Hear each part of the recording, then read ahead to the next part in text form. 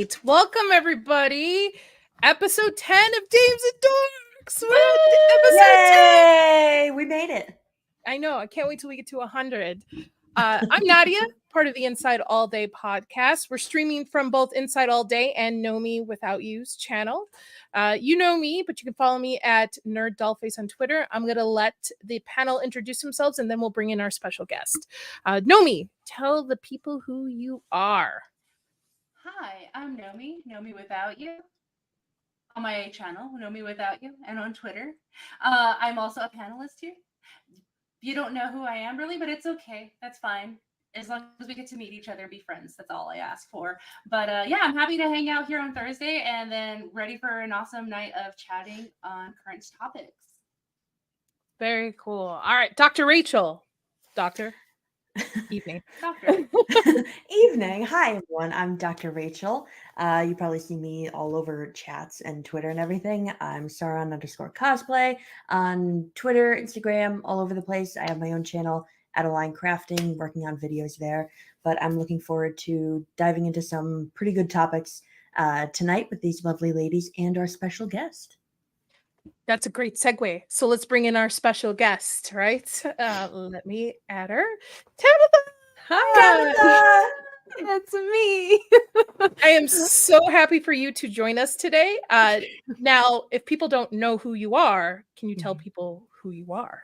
I can. I did see a change in the title, the description of the Tonight Show, and I'm so thrilled about that because I am Dreaming Tabitha. A lot of people say Dreaming with Tabitha, or like Michelle from Force of Light. I may say Dreaming of Tabitha. I guess I'm narcissistic, but no, but I'm just Dreaming Tabitha. I made that really complicated by doing it one word because it was cool back in the day. But I'm an artist on YouTube doing all kinds of creative things. I've got my paintbrushes, my people, my things. And yeah, I love to make, build, create, do the stuff. You're a crafty person, I assume. Oh, in so many ways. I'm a crafty person too, but I like start halfway and then I'm like, you know what? I want another craft. Today I went to my husband. I was like, I want to learn how to bookbind. He's like, oh, wow. You gotta buy. Like go to Home Depot and get the material. Yeah. Bookbinding, like, yeah, where would you even start besides glue? It's a new thing. It's the new in-thing crafting thing that like Gen Z, they're binding their own fan fictions that they like into actual books. Cool. Like very nice, expensive looking books. I'm just not into the trends. Like I need to be, but I'm not. It's hard. It's hard. You know, as an artist, you're supposed to, as an artist on YouTube and on social media, you need to keep with the trends. But like, I don't know how people are creating these beautiful things with news that just came out yesterday. Yep. Like it takes me like a month to get the idea, to think about the idea, to process the idea, to write and draw, to do whatever my color choices. And then by the end of the month, I'm so exhausted. I don't even feel like making it anymore. How are these people doing it? I need to know what the magic is. Don't open my guest closet. It's just full of boxes of crafts. Because I did paper flowers. I made my own wedding bouquet, like the whole 9 yards. But Dr. Rachel is a crafty person too. She has her own crafting channel as well, and she does cosplay items as well. You can see all around my background. I have some shields that I made, some swords that I made. I love doing different kinds of cosplay. I love painting as well. You can see my own paintbrushes. I can't build. Dr. Rachel's got that on me. Like I tell people all the time, like when I used to do like a church plays and stuff like that, I love to direct and to write the story and create and everything like that. But I'm like, I am not an engineer. Like I have the idea and be like, all right, I need a cloud that can do this and looks like this. You can do that for me, right? Yeah. I can try. I can do like the aesthetic stuff, but as soon as it gets into the engineering, like I've seen cosplays that have the huge like wings that expand out. I'm like, I love those. I don't know how to, make them. I could paint them. I could probably measure feathers and stuff. Yeah. It's tough. Like cosplay stuff I can do. When it comes to like actual engineering with moving parts and stuff, then I'm just like, nope. Nah, would you say, Dr. Rachel, everybody's like, you need math growing up. You're going to need it. And of course you go through that phase. You're like, I'm an artist. I don't need math.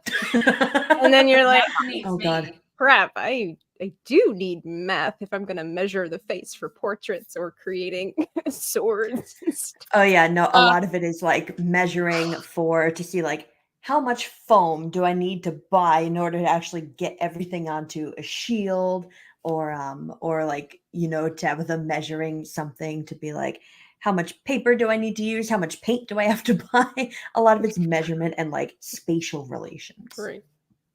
Yeah. I'm not like you guys. I watch 2 minutes of a 20-minute video. I'm like, I can do this. And then I just wing it from that point. To be fair, I'm like that too. And then I go Yeah. back and watch the video. I'm like, Yeah, then I that's go, what I "Oh, was yeah." missing. I'm teaching myself digital art, and I'm like, yeah, okay, a couple that, all right, I'm good. Same. I'm good. I got this. And then, Oh, same. Yeah, 3 same. days later, I'm like, well, how did that video do that? And then you can't find it. Got to go back in the Yeah. search history because you've been checking out waterfalls and whatever. Yes, Music color theory. And yes. Well, let's say hello to the chat, and then we'll get into topics. Give me 1 second. All right. So we have Lawrence Knight. Hello. Shmoo. Evening, sir.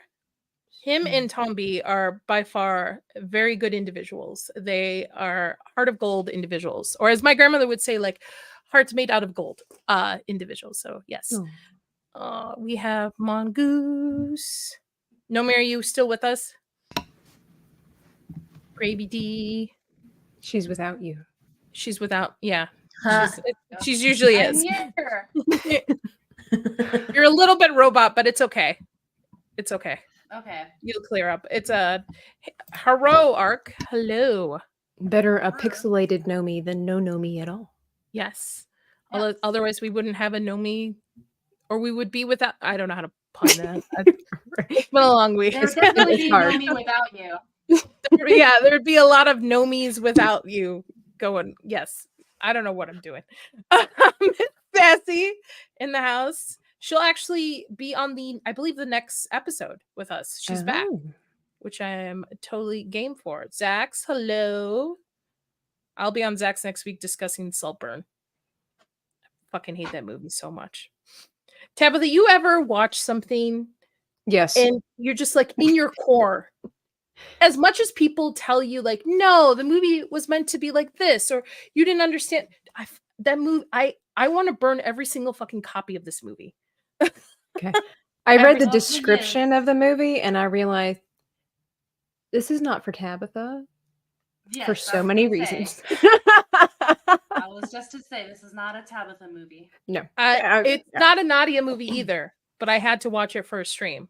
Hello, Mr. Cannoli. I would have found some kind of pirated copyright something edition, or just binge watched trailers and nitpicked every little thing I could about the trailer to pretend like I watched it, because it's like I said, I read the description. I'm very careful and selective with what I watch, and like what I was talking about behind the scenes about what I discovered on Twitter when I was trying to just look up Luke Skywalker, and I'm like, yeah, this movie is just not for me. Yes. Also, by the way, I do swear. You're welcome to swear if you're like. There's no censoring on this stream. So if you swear, I don't know if you swear, Tabitha. I don't know if you do. If you do, you do. Like sometimes I wish that I did, only so that I could use the line from The Mummy when Rick O'Connell, when he was in the prison and they were asking, do you swear? And he's like, every darn day. But see, it just doesn't come across quite as cool. All right, so I'll swear enough for both of us. Thank you. Take one for the team. Yes. And watching, because I have to watch that movie again. So Of yes, course. I'll take one for the team. My husband, for a week after I watched that movie, I was like, I walking around the house, I'm like, I fucking hate that movie. He'd be like, what are you mumbling to yourself? I'm like, Saltburn. I hate that movie. Hate it. So, all right, shall we get into the first topic, ladies? Giving birth at Disney. Don't hold your excitement. I mean, if you really don't care about bacteria, and No. no, They're creating their own ward. Oh, that's right. It's a medical ward. Yeah, that's right. And rumored. Rumored. And from the video I saw, it was going to cost about $5,000. Well, I mean, Is that like for the overall cost of the like the doctor and everything? Because that sounds like a pretty good deal considering how much it costs to give birth at a hospital. Now, mind you, my sources was TikTok, so take that with a grain of salt. But from what I saw, it was $5,000 in total for the whole thing. Well, then, I think there'd be more women giving birth at Disney. Disney.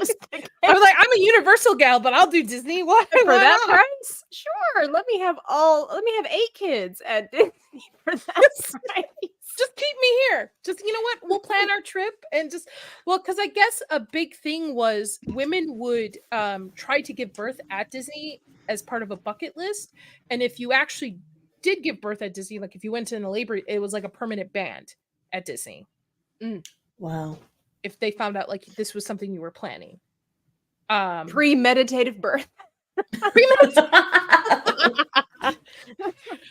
I think Disney adults are getting out of hand. I would say Yeah. so, because from the people that I've been around and being at the parks and hearing about what's known as the Disney adults, I would definitely say that this would seriously become a trend for sure, because there are some people like, look, I'm gonna just naturally presume that we all grew up with Disney. We all have our favorite princess, we all have our favorite movie, we all have our favorite song, and we'll fight each other over, which one was better, Aladdin or Beauty and the Beast, tell me I'm wrong. But anyway, it's just like I've been to the parks, and to see the dedication that people have to make believe is incredible and astonishing, and sometimes mind-boggling. It blows me away that some, and I'm not even talking about Disney influencers, they're on a whole different level. Yeah. But it boggles my mind, Disney adults who go to the park, who don't live near the park, but will go to this park 4 or 5 times a year. When it costs like more than a mortgage sometimes for the things they do as well, because they'll eat at the park. They do. I haven't been to Disney. I've never been to Disney World. I've only been to Disneyland, and the couple of times I've been to Disneyland were free tickets, so I've never had to pay for them. So I don't understand, because I feel like you go to Europe for 2 weeks for the amount of money people spend to go to Disney. I don't want to say a better time, because everybody's preferences are different, but have a more well-rounded experience. Let me put it that way, because it's different culture, different language, different food, like different architecture. You're like, you go to Europe, and it's kind of like going to the airport here. You're going to meet more than just Italians. If you go to Italy, you're going to meet all kinds of people, because they literally just drive 2 hours and you're in a whole nother country, and they all holiday there in each other's country. And so that's something for me. Like, I've met a lot of people, like living in North Carolina where I was at, like everybody wanted to go to Dollywood every year. Yeah, I can see that. which is fine. I've been to Dollywood. I wouldn't mind going back maybe in the wintertime, seeing it at Christmas. I love me some Dolly. I do. But I don't understand. I honestly, even when it comes to Disney and stuff, I don't understand people that go there every year. Like, when there are other Multiple places times. Multiple times a year too. It's not like, oh, one trip. They like get home and then they like plan the next time they're going to Disney that year. Yeah. Like, go see the world. Like or you know what? Even go to Disney Paris or Disney Tokyo. Like, there you go. Disney in a different country. What do you think, Dr. Rachel? Because I mean, I'm sure you've experienced Disney adults in your life. Oh yeah.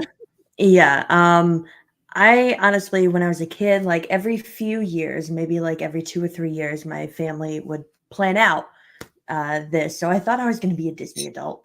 As I really did think I was going to be one, but it's one of those things of like, you go enough times, you see it enough, and there just isn't enough new wow factor. Like, I love to travel, whereas my family's like, okay, we travel to this one place, we like it, so that's the only other place we're going to travel to. So I would love to go to like all the other Disneys. I would even like Disneyland in California. Never been to that one. It's just every few years we go to Disney World, like same thing over and over again.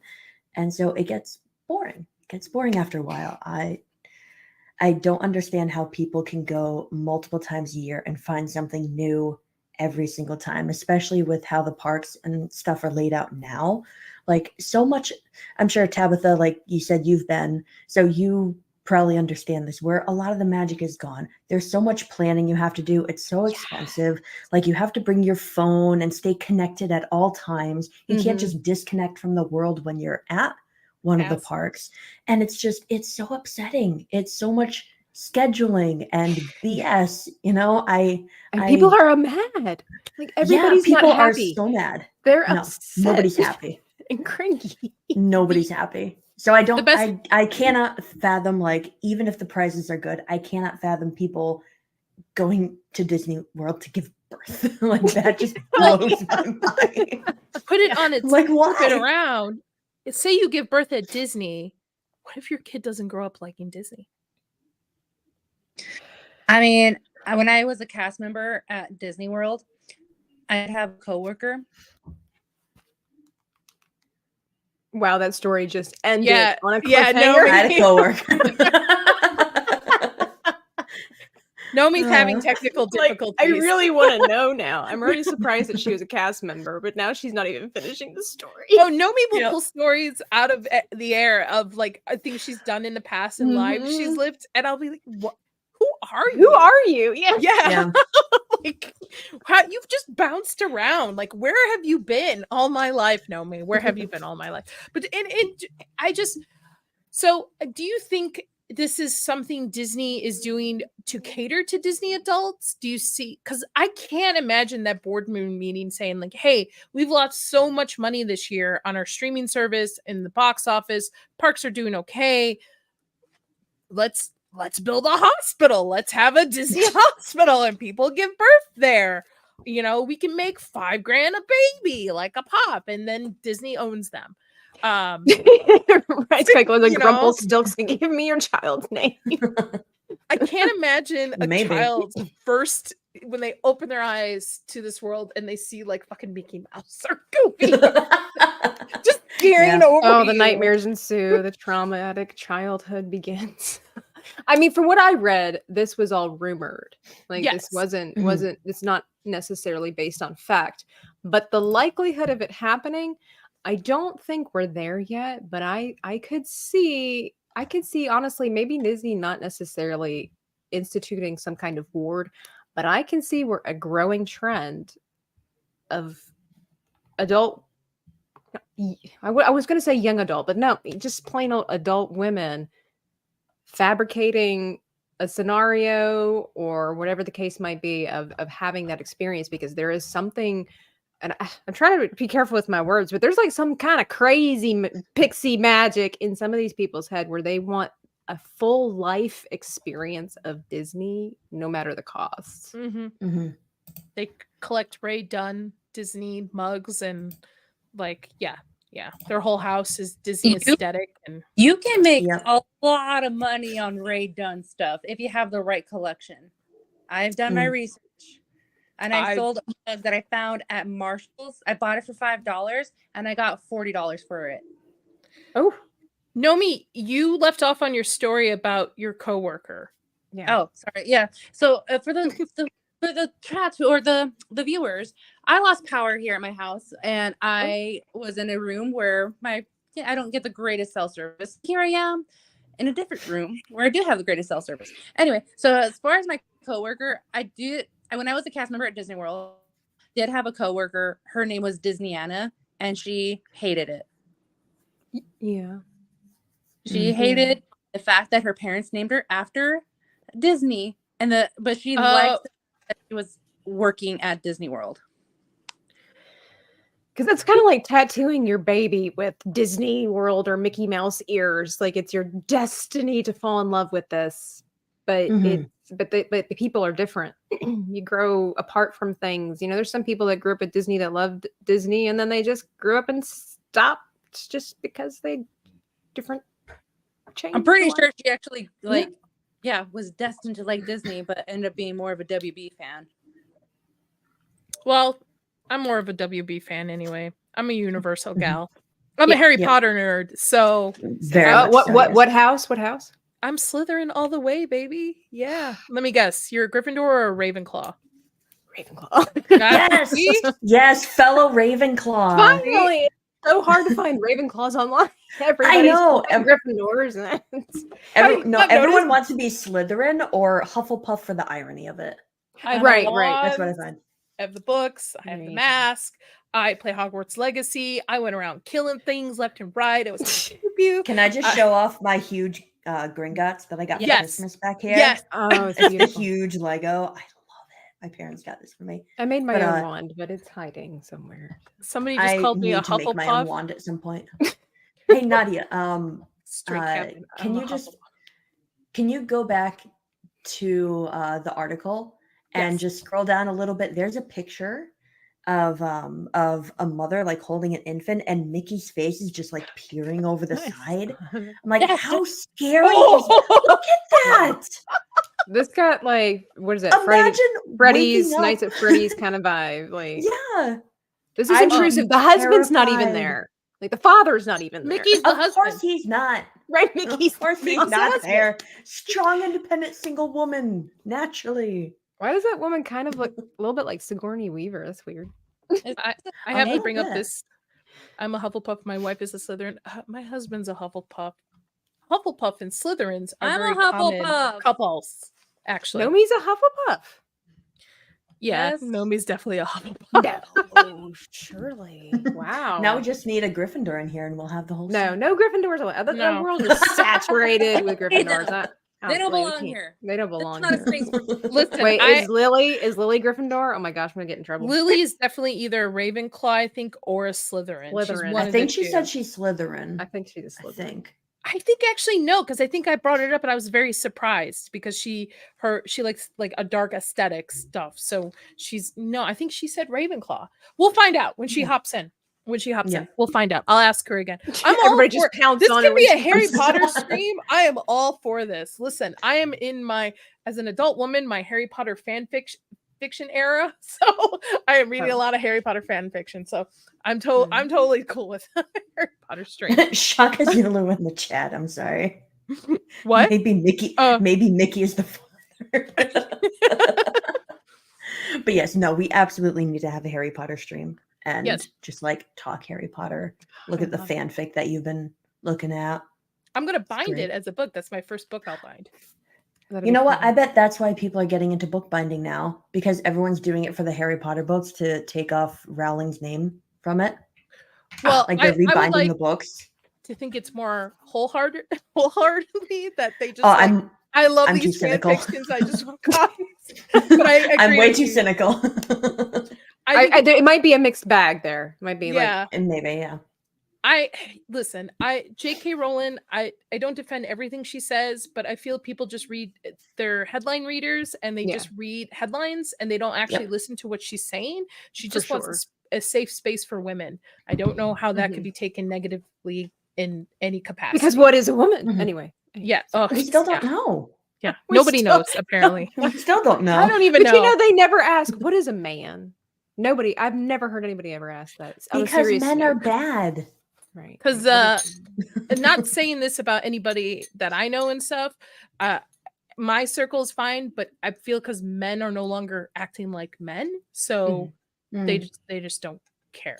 care. There's no like classic male protective provider kind of essence going Yeah. on.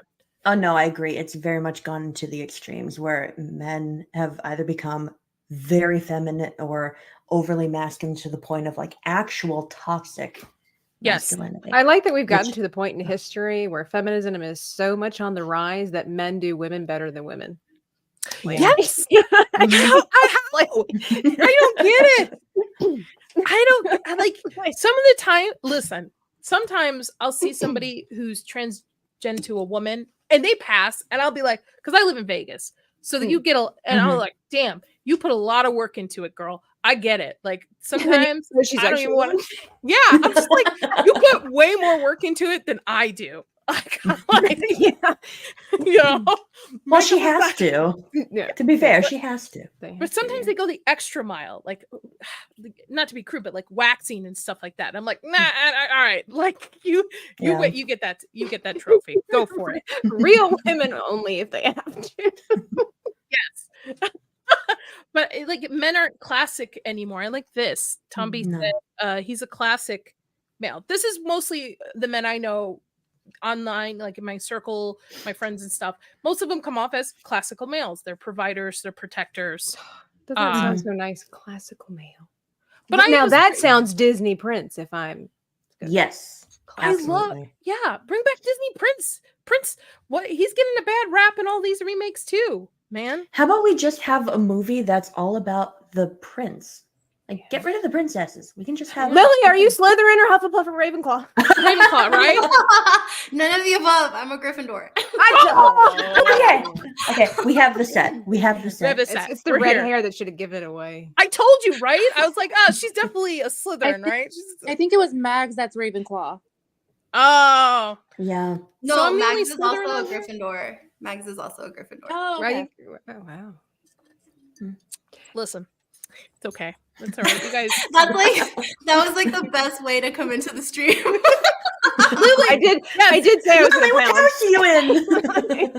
Lily, tell people who you are. Really quick, tell people who you are as we get into this. Oh. And Um, we're still on the hey first guys, topic. so I'm Lily.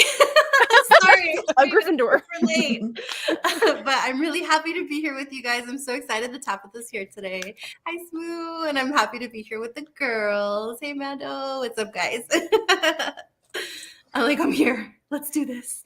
Before we move on to our next topic, which Lily, by the way, the next topic is not a topic on our list. Nomi just added this, so this will be fun for you. We were just discussing how it's a rumor that Disney's building a ward for women to give birth. Oh, yeah, I saw that. Mhm. And with your medical experience, what are your thoughts on this? I was kind of listening to you guys. So I agree with Tabitha. If really like it's gonna cost $5,000 for everything, that's probably better than giving birth at the hospital, to be honest. Yeah, I think to have like a kid, it's like $20,000 or something. So Mhm. yeah. Is that with I or would without do it. Epidural? Listen, I'll wear those Mickey ears. $5,000, sure, pop them out. Like, For sure. For sure. if you have twins, you get like a discount. Then A you know, discount. 2-for-1 deal. Seriously. All right. So this goes into our next surprise topic that I'm very excited to talk about. A woman who married a rag doll admits. Oh to my gosh, I family saw this. Yep. I saw complicated. this. after she had twins and says her husband is stressed about providing for the family. Is there a picture? Yes. Yeah, Oh there's my picture. gosh. He looks a little sad. Why do all her kids have unibrows? I thought We never they said got she was great at art. This reminds me of the documentary I watched once of those guys who like buy the live dolls that are so realistic and they marry them and treat them as if they're wives. Have you guys ever seen those? Yep. Yeah. I must have gotten hers on Wish. Yeah. Or made them herself. I think she made it herself. Oh, there's a video. video. Oh, I have not seen the video. No. She carries All right, them strap around in, everywhere. chat. We're gonna see the video. No. Let's see if it'll play. After a word from these sponsors. I know. I'm having Yes. secondhand embarrassment for Boa her. tarde. Pessoal, eu tô aqui com a minha família e eu Oh, she's quero Spanish. contar para vocês que ontem eu tive que levar a Marcelina no médico, No né? subtitles? No. Where's she from? It sounds Portuguese. Portuguese? Portuguese, I think. I'm just kind of skipping ahead a Horror little bit. still.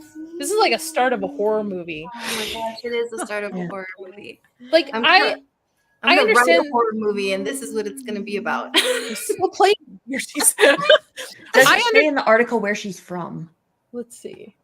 I understand those ladies who have like the curious. reborn dolls that after like Mm. they have a miscarriage or they lose a child. I understand that to a degree. Yeah, Brazil. Brazil. Oh, Yeah. okay. Oh, so it is Portuguese. Shout out But- to the white chicks on the panel who nailed the Portuguese. Yeah. I just I don't. Are we that like are we that pulled away from each other that we have Yes. to create dolls to marry? Okay, you've seen the apps where Yeah. people are making boyfriends and girlfriends, right? So I Yeah. mean, like Oh, she, yeah, I want to the say she at Mhm. least gets to have it in real life. It's like a body mean- pillow. It's a body. Yeah. But like, does that make her more or less insane? Like that? You're I right. don't She did go through a lot of effort. You're right. She The has to ragdoll cheated on her, I guess. know. And not just a ragdoll like husband. She's got her ragdoll children too. Yeah. Yeah. She had, it says she had twins, but she's got 3 kids. So that means this is her second birth. I mean, Did she have them at Disney? Maybe.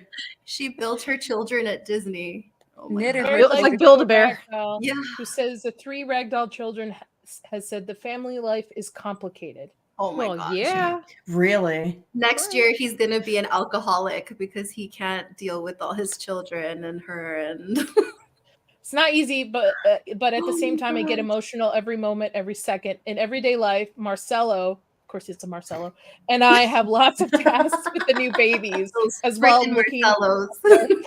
children per child. Even when I'm tired, my husband helps me bathe, eat, and sleep. Oh my gosh. Sure he does. Is he one of like This- those special husbands or those special dolls where like she can probably see it, but like us to the public, we don't see it that he's alive and he's moving around and helping her out. It's- Oh, you mean there's a person inside the doll? probably. It's like I don't those dolls. No, I think it's just a doll, cheaper. right? Well, It's just wait, Toy Story where- rules. The rules just don't apply to her. what about that picture where she had him like out in public? I was just gonna say, I Is she want carrying him around or like what? Yeah, I'm sure she puts him in a wheelchair or something. Oh, like Weekend of Bernie's. yeah, that one. Like, I So she drags it around. Whoa, oh. her Oh, pregnant. No, come on. She dresses. I don't get it. Like, Why are they um, ugly though? If you're gonna make your own babies, guarantee that they're pretty. Although I gotta ask, like every year, does she have to remake the Get them dolls bigger, so they yeah. look older? Does she take them to a doctor and be like, "Why aren't my Dude, kids developing?"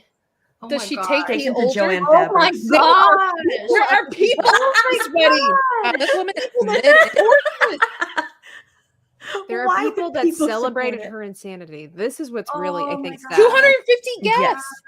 Oh my 150? gosh.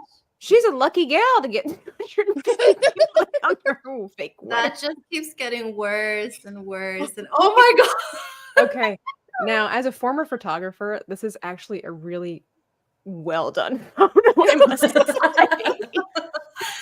Gender Oh, reveal. Look at the child, how cute. Did people come Like, to? She's gonna. She alter- even faked the pregnancy, like she did her old baby bump and all. Gosh. Well, I gotta Wow. admire her commitment. That's what. Oh my That's one thing you can admire about insane people is that they stick to the Yeah. cause. At first, I thought this was just like a online thing where she's just looking to get clout, right? But the more I scroll down through this, the more I'm like, no, this woman has. This The is more- real for her. This is Yeah. real. This is real life. This is not, oh, the camera turns off and he's stuffed in a closet somewhere. This is like real life for people. This is weird. She's not like an unattractive woman. I She just should wanna know get what- together with those guys that have the real dolls. Well, I just Find want to know somebody in what there. kind of job does he have that he's making money, but yet somehow they're financially struggling. But if What a is if a this? rag doll is getting paid, I want to make a rag doll myself and get paid for just being a Yeah. rag doll. I do. They You know what? She Dependent. probably makes them and sells them online so other people can have ragdoll husbands and wives. Rachel, get on Ladies- that. That's a huge business for you. I'm Oh, just saying God. nowadays that's a very lucrative career. You Yep. know, The plot thickens, ladies. Her mom Mhm. made it for her. no, Oh, her mom made her husband. Oh my Yeah. Sounds weird. It sounds like Wow. Which West her Virginia. mom made for her. Has seen Like, what bubble of insanity are these people like living in? Because everyone seems to be sharing this. In this Little- fantasy thing, yeah. They're taking Well love that. done. Bravo, sir. Bravo. That's good. Oh, wait, no. There's another one. it will unravel. Yeah. Very nice. Very nice. Don't have much to say. I think humanity is lost. I know. I'm all I guys. just- Yep. I'm surprised this is not somebody from We're the on our United way States. out. I'm just very right. surprised. It's infecting the rest of the world, obviously. Yeah. Oh no, I Yeah. bet there are people in the United States like this, but it's probably so commonplace in our culture Oh, that it's it's so not normal. newsworthy. Well, like that woman who married a tree. Yeah. Yes. Or the other woman who married a train station, or like she married a train or a train station, something like that. Didn't somebody marry a car too? Like, Yeah. See, There's it's so common. We're just like, yeah. There's a married- horror Does movie have about good somebody like obsessed with a car and tries to like have well, relations. did you guys ever watch that? Oh, of course, I'm gonna bring this up. But there was a movie with Ryan Gosling that was about this, where he was like with a Lars in legit- real life. yeah, Lars and the Real Mhm. Girl. Yes, that's what it is. I love that movie. I think that was his best performance. Well, besides Ken. Like that's a really great movie, but the way that they described it there is that he actually had like a mental illness, and that's why all this was happening. But like this lady, I don't. No, you know what? I'm not a betting person. I don't gamble, but I would bet thousands of dollars this woman has a lot of mental issues. Because like in the movie, he needs help. When they were talking to like his psychiatrist or psychologist, I don't remember, but they were telling the brother and the brother's wife, like, you need to go along with his like delusions for now, because if you don't, like, this is gonna set him off, blah blah blah blah, like all kinds of things. So that's why people like in the real world were going along and treating like his girlfriend, doll, whatever, like a real person. But like 250 people at a wedding, like come on, that's well, it's the same storyline of there's a popular Apple show, Servant, where the mother lost the child, has a doll in a sense. Granted, it's a supernatural kind of horror show, but doctors are telling everybody like play along. It kind of helps her with her grief to kind of help her get out of it. So I think it could be something similar, but you're right. 250 people and nobody was like, this is a little weird. Okay. Yep. Well, I think like even the grander scale is that her mom. Okay, so her mom made the doll. Well, she decided to pursue this relationship. Her mom made the doll. 250 people at her wedding. A gender reveal party. Professional photos taken, and she takes it out in public. And now they're having complications. Like, this is like a whole life that people have indulged. Mm-hmm. Yeah, no, there's a difference between like being supportive and helping someone through their grief after an event, but again, it's meant to help them get over it and back to normal. When you're letting something like this happen, it's far more detrimental in the long run. This is encouraging it. Yeah, this is absolutely encouraging it. And it seems like, all these people were there, like you said, Tabitha, for the wedding, for like the professional photography, gender reveals, everything like that. And the mom made the doll. Like, nobody is telling her no. Yeah. Could you imagine being the anyone photographer telling her show? no. yeah. Oh my gosh, they're like enabling her delusions. I wish somebody would enable me this much. Nobody enables me. Everybody tells me to snap out of it. like, I wish somebody would just enable an idea like I had like this. That's right. Yeah. Well, if someone Nadia, enabled if you- I ever see you with like a Henry Cavill, I have a Henry Cavill blanket. That's about as far as I'll go. that's as far as we're gonna enable you. Blankets are Is he fine. wearing a shirt or is he? It's like a blanket that has multiple Cavills on it. Okay. So there's All like right. one or two without a shirt, but it's like the scenes from Superman. Okay, I I wasn't sure went if it was with- just one big blanket with one big man. With No, I went. It was part of a Secret Santa, so I put it on my wish list, and I went with the more tamer blanket because I have a husband that I do love and respect. That obviously I don't want him turning over, and then there's a naked Cavill on a blanket. Why not? He can So- enable you. Yeah, he true does. love, He right? enables. You know what? That's right. He enables me a lot. There you go. I can crochet. Yeah, that's true. People can crochet. Oh I my was- gosh. I wonder if she would ever, if somebody's like, "Hey, lady, here's 10 grand. Update your doll." Would she update? Would she Well, they're Make it in a real? financial crisis right now, so probably. Yeah. or would she keep him younger as she ages? Would she? Sew in some wrinkles? Gray hair, like what happens there? Just when I think we haven't hit rock bottom as a species. Oh yeah, I do. A Henry Cavill. Oh no, we've spaghetti hit rock dude. bottom. Now we're just under the water. Yeah, now we're Yeah. just going even deeper. Oh, we just keep going. Oh man. Yeah, Oh, people. Like I said, people either need Mary Jane or Jesus or both lately. One of the two. That needs to be a shirt. Yeah, Mary Me. Jane or Jesus or both. Yeah, Mary Jane. Jesus. That's like the most nicest way I can put it. crazy. Speaking of Mary Jane, our next topic is everybody's favorite show from last year or 2 years. I don't even remember when the show came out. She-Hulk Yeah. suggests Marvel show won't be coming back for a season 2 with all these misfires. that's all so over. tragic. I'm so sad about this, guys. Wow. Listen, the best part of that show was Madison with a Y, and you don't even know where it is in whatever her little. That she was the best thing about that show. That was it, and I don't that's even know who a that stretch. is. Did Yeah, you watch it, Tanya? Did you actually like? Did anybody watch it? Who watched it? I watched a I didn't couple of watch episodes, and then I got so bored that I just decided not to watch.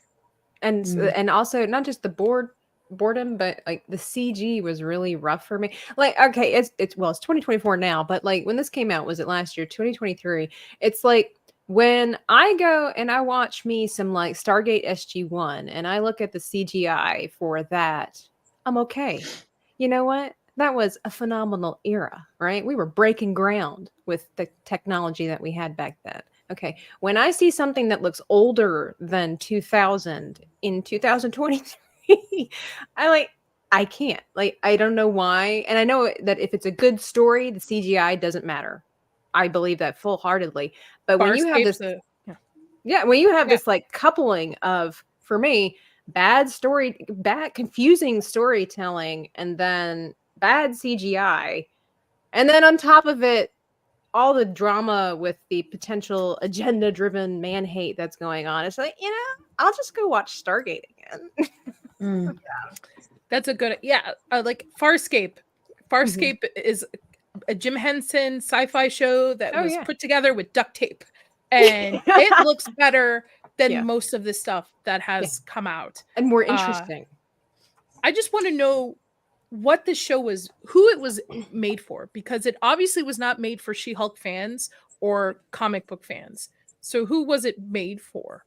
Because it just, from what I read, it was actually stated, and I don't remember who it was. It wasn't like a YouTuber or anything. It was actually one of the people that was behind making this or starring in this. They were actually aiming towards like mid 30-year-old women. That was their target audience, because in the show it was talking about how she basically, lost her job, but then she's getting her game back on, and she's, hanging out with the girls, and they're drinking and dancing, and she's finding out who she is as a person. And supposedly that was the target audience that they were trying to reach. It's like, okay, I know that a lot of women are really into pop culture. Okay. Despite what some people might think, there are a lot of women who love, all kinds of comic book things and whatnot. But we must accept the fact that a majority of the people interested in these types of films and TV shows are men. So to make She-Hulk, even though it's starring a woman, come on, go back into those comics. The boys were reading those comics. Come on, they had that on the wall. Yeah. You cannot make a show like this for women. Yeah. I mean, she was never even meant for women in the comics, too. She was a comic relief. She was somebody she used her sexuality to, as a benefit. I don't know what happened for women being sexy to be such a bad thing. I'm not talking not only I'm not saying OnlyFans. I'm just saying just beautiful, sexy, like natural, just part of the story. I don't know why that turned into like, no, women, if you're either an OnlyFans girl or you're a masculine girl, there's no in between. It's like Jean Grey and Storm from those X-Men movies from years ago. Like, you just had to look at them and they were beautiful and they were sexy and attractive, but they didn't build off of that. It was just part of the character and the costume, but that wasn't the focal point. You just admired them. You know? Yeah, Rogue was my favorite. Yeah. And just you're completely right. I don't know because I don't know a single guy who watched this show who liked it. My husband, he we had to watch it, and he was just like, oh. This is just and he's a Marvel encyclopedia. My husband is a walking Marvel encyclopedia. So he knows the ins and outs of Marvel from start to finish. And he's just like, this is not She-Hulk. This is not what she's ever been intended as in the comics. This is garbage. Like, what is going on? This is man-hating. Mm-hmm. Yeah, and apparently that was the idea around it, which is so sad. Yeah, that's really sad. I mean, they were proud that they were making fun of their male audience. Like that was really That's bad. terrible. But Yeah, like you were saying with the even- X-Men movies, like how they could just like Storm and Jean and Rogue, you could have beautiful women portraying powerful parts. You don't have to focus on their sexiness. You don't have to make them strong by them hating on men or stepping over the male characters. They were strong in their own right, and they complimented the men. This is going like these new shows like She-Hulk and movies and everything, they're going the complete opposite direction. They either have to focus on them being sexy with twerking and whatever else was going on, or they have to make them like stronger than men, not just in their writing. And I have to put that in quotes because we all know how bad the writing is, but their writing, and also like they have to step on all over the men. They have to make the men absolute wusses. And that's so disappointing.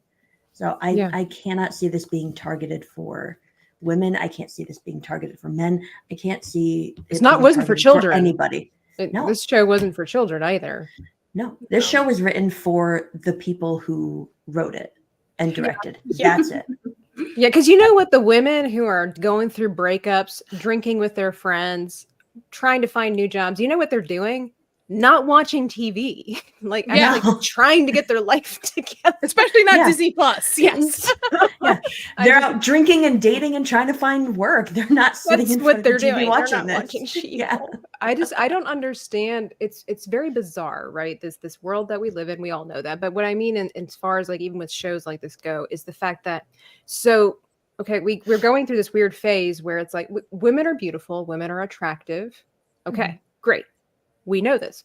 So they create these characters that are, like Dr. Rachel said, strong, powerful characters, and they put them in a bodysuit. Now, some women would be upset and be like, we know why they're in a bodysuit. Yeah, that's why they're in a bodysuit. It's just the way it is, but that's not the focal point. But now we've gotten to this point, like with She-Hulk, it's like, okay, it's not about sexy women. Don't sexualize them. Meanwhile, they'll play music with lyrics that are atrocious. And then, they'll be twerking and working their buttocks in the screen. And like, don't sexualize me. That's like, come on, let's just be real. It's like getting a tramp stamp, wearing a bikini and saying, don't look. Yep. Yeah. It doesn't make sense. Yeah. And I hate this because it allows younger generations to see that this is what you should aspire to be as a woman. This is how your life will be in your 20s and 30s. I mean, you look at, for example, what was that dumb Netflix movie that everybody was heated over that was like younger girls twerking? Oh, Cuties. Yes. Awful. Yep. And then you find out that schools now reading levels are graduating at a 4th level, but all they care about is materialistic things, twerking in videos, doing this stuff. And it's like it's this type of show helps to the decline of our society. Yeah, I agree. And I just also want to say, anytime I see anybody twerking, my back just hurts. I just don't get it. I just like my back automatically goes, no. Everything starts hurting. Back, hips, thighs, and like, I'm like, how? I grew up with belly dancing. I'm like, how do you guys like? I don't get it. I don't get it. Okay. I'm kind of glad the show is not coming back. Maybe they have an idea that we shouldn't be putting this stuff out there. Who knows? Probably not. Do you think think they've seen the light? But no. But there's like other. It was too expensive for them to make another season and have it fail again. But there's like shows like my sister's, I'm not a big fan, but my sister's like the Sex in the City shows like that, where they are feminist driven shows, but they're back in the day they at least were well written. I'm not talking about the reboot they just recently had. But back in the day they were actually well written. They actually had dramatic issues, you know, about loss and breakups and all this stuff. And now they think like, oh, all women care about is twerking and opening up a bottle of wine and Tinder or whatever dating app is nowadays. I did hear that was also a problem culturally as well, is that the idea of wine moms. You know, a lot of women enjoy a glass of wine. Okay. But we've noticed that in our entertainment, that it everywhere, TV shows, movies, music videos, whatever the case might be, when you have when a mom has a problem, when she's stressed out about her kids, when there's too much laundry, when it seems like her husband's not paying enough attention, when she just had a hard day, always going for the wine. Yep. And it's pushing this idea of in my opinion, but just it's like this pushing this idea that alcohol solves all the problems. And so when you have a TV show where it's all these superhero, the people that we were supposed to aspire to be, look up to, you know, Captain America and all this kind of stuff, like the people that change the world and all this kind of stuff. And now you have female characters. Like we've got, if you will, finally, it's the era of the female comic book characters, and they're washed up alcoholics essentially who cannot handle their problems, but they were supposed to trust them with protecting the city. But they're just really upset because they're getting catcalled. It makes me so mad because I love well-written women characters. I am a big Wonder Woman fan. I have a collection of Wonder Woman, Scarlet. Like I love well-written, and they are just shortcutting it. They're just shortcutting it, which is to their own detriment, right? Yeah. The MCU, as it says, right? That's such a common thing now. Even mainstream media uses it. And they like, I was talking to somebody about Hawkeye, the show that came out last year or the year before, and how upsetting it was because I like Daredevil, Kingpin, I like the underground Marvel stuff. That's what I grew up with. And they totally did him dirty because you have a girl, I forgot what her name is, who completely is better than anyone else, right? But you don't show that. You don't show hardships that they go through. You don't show training. It's same thing with She-Hulk. Automatically, as soon as she gets her powers, she's better than Bruce. She's able to control things better. You know, you get like a 1 minute montage and that's it. And she's ready to go. You don't actually show the character struggling to earn these things. You just think your audience, just because she's a female, you're going to, you know, let it slide. That, okay, she's all right. Well, she's okay. She's better than everybody. She had that cringe monologue. Remember that she's better able to control her emotions because she gets catcalled and she has to deal with men telling her how to do her job. And remember that was like their. Oh yeah. I think that also the problem also with that. I remember when I listened to that monologue, there wasn't necessarily anything inherently wrong with what she said, because there are a lot of women that is a struggle. That is something you have to overcome. There are some men that will never understand that in certain career fields, there are things that women have to deal with that do make them stronger, or what they would call those biatch boss babes, right? Because they have to be tougher than maybe what they should have to be as a woman, because some dudes are just total douchebags. But again, when you encirculate everything about that problem and men are bad and I have to deal with this, and like you were saying, she's just better at everything because she's a woman, that's when we're all just like, oh, we're just so tired of it. And I think another problem is the fact that they're making these shows too short. If this would have been a 22 episode show about her growth process, then I don't think people would complain as much. But you're like, what, 2 or 3 episodes in out of an 8 episode show, and you're like, well, of course she's better than Superman now, you know. She's Ally McBeal. It's simply as that. Just have the 22 shows or something and have these characters grow. But you're it's they also think by name recognition that you know the Hulk, you'll know She-Hulk. Not a lot of people do. I didn't. I don't know why people don't also show what is awesome about being a woman. There are some things that men can't do that we do better, right? There's some things that men do that women can't do that better. But I don't know why you can't have a character that just shows what it is amazing to be a woman, right? Like motherhood, nurturing, all this kind of stuff that's awesome being a woman. And yet we have to focus on girl boss and twerking and wine moms and stuff like that. Yeah. Well, that's just depressing. On to another depressing. Anybody else have anything else before I move into our next depressing topic? Wait, let me get my wine. No, yeah.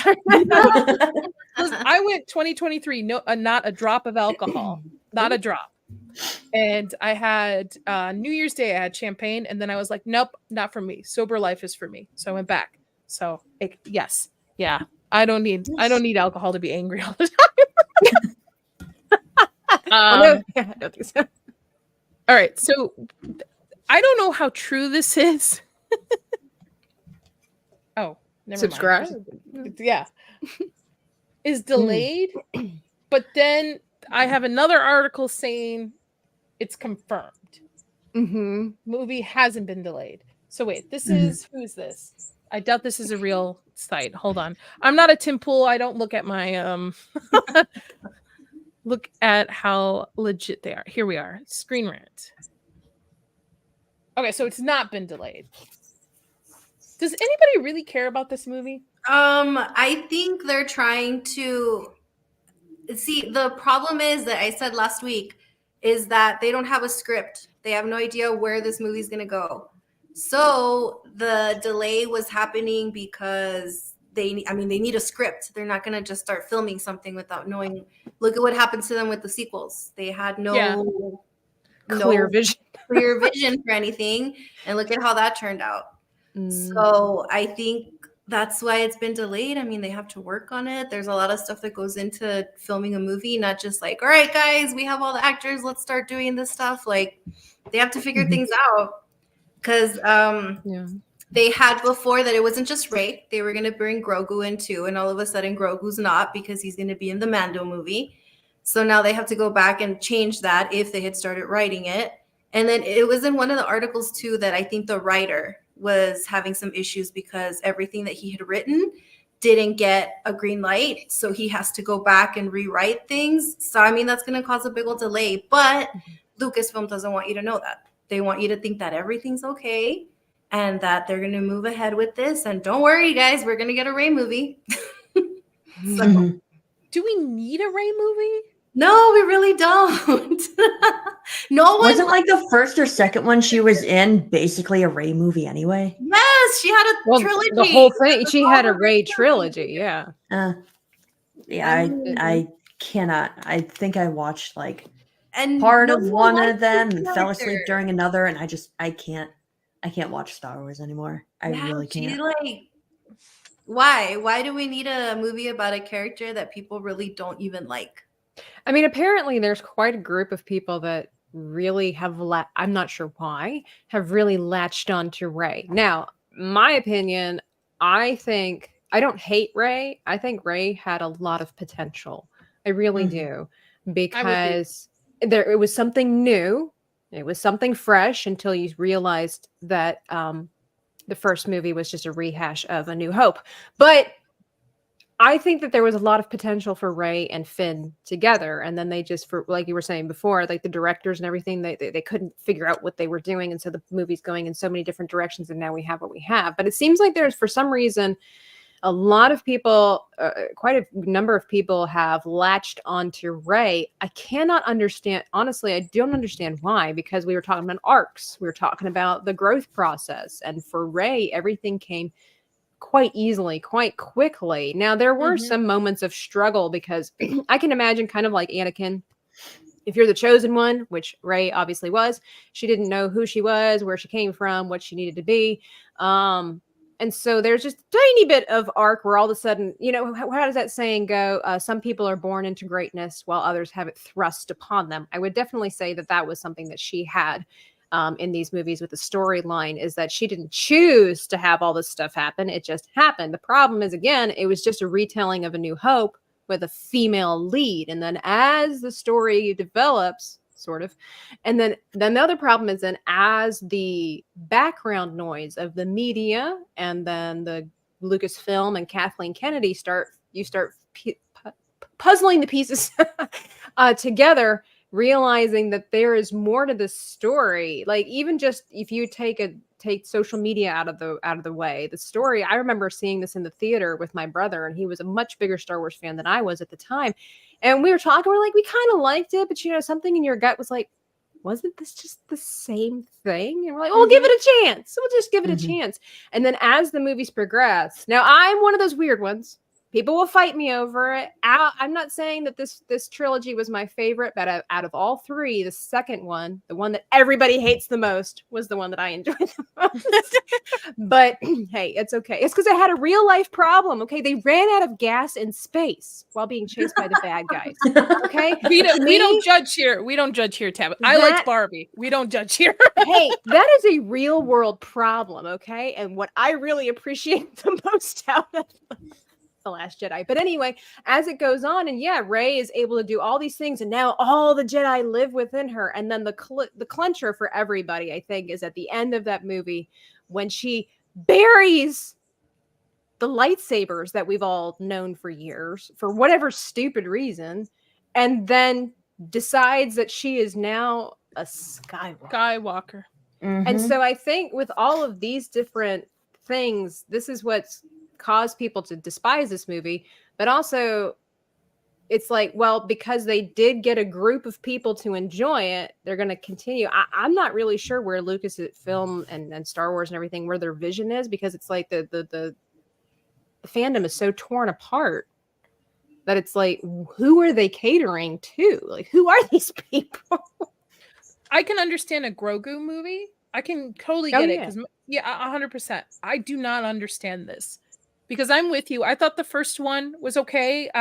After the nostalgia kind of wore off, I realized it was beat New Hope. But I was like, oh, okay. It's a foundation.